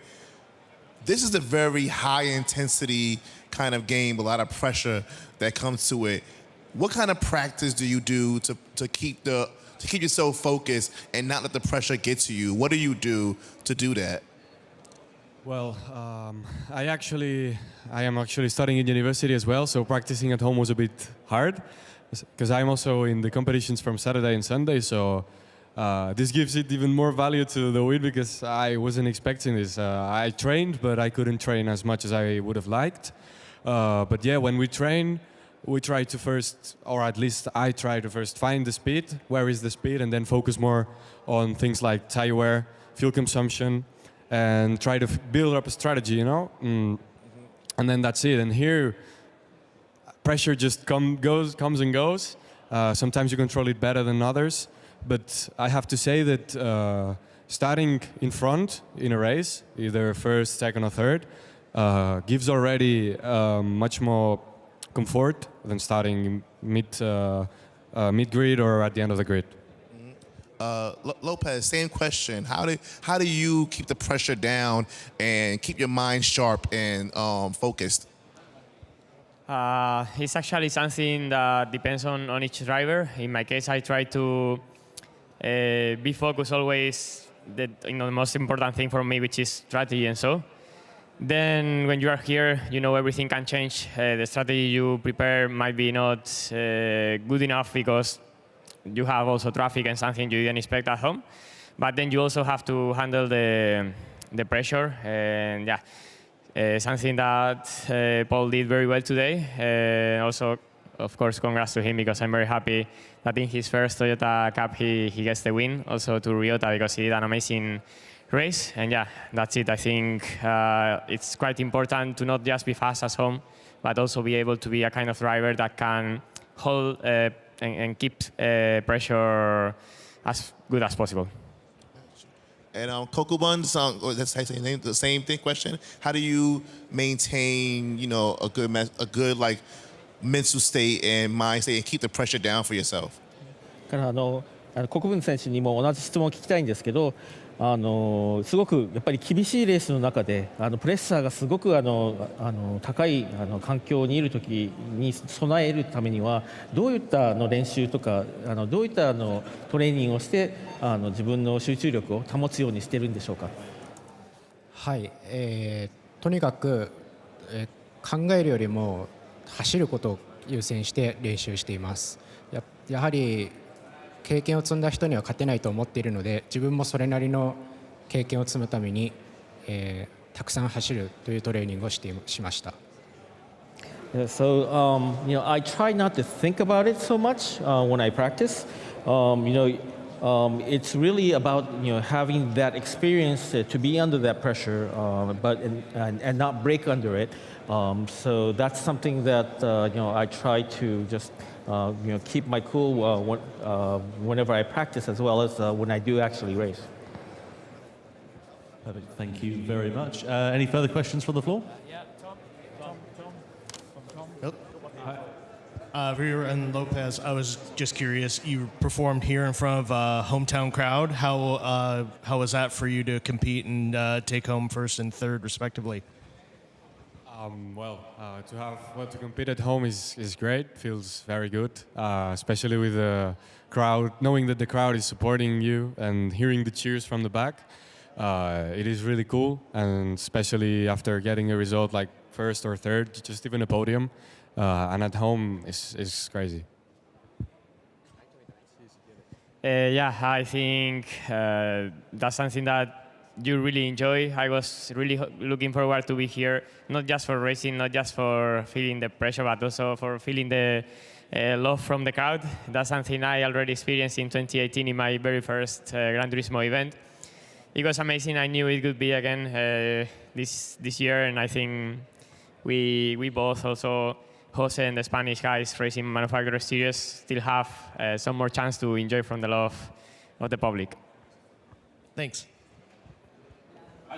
Tom from Overtake. A question for Paul.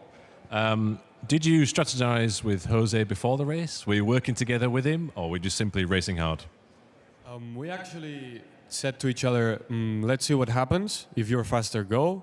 But try not to cause any problems to each other, any trouble. So that's why I started first, but then he overtook me. We respected each other. And we actually went together since the crash happened. And yeah, we just try to do our own race, but still try not to put the other into trouble. Thank you. Congratulations. Thank you. Firstly, congratulations to all three drivers. Felicidad, Omadetu. Paul, everyone who's won this competition as their very first victory has gone on to win either the Nations Cup or the Manufacturers Cup or both. Do you think this is a good omen for your drive with Mazda tomorrow and with Spain on Sunday? Yeah, it definitely is like a boost of motivation, because winning today just makes me very happy, gives me some confidence, and yeah, I just want to enjoy tomorrow and Sunday. My main goal is to have fun, to enjoy racing, to spend time together with great people in these events that happen twice a year, so not very often, which is amazing, you know? So, yeah. Thank you. Any further questions from the floor? No? Okay, perfect. Well, I think that will bring an end to the press conference then.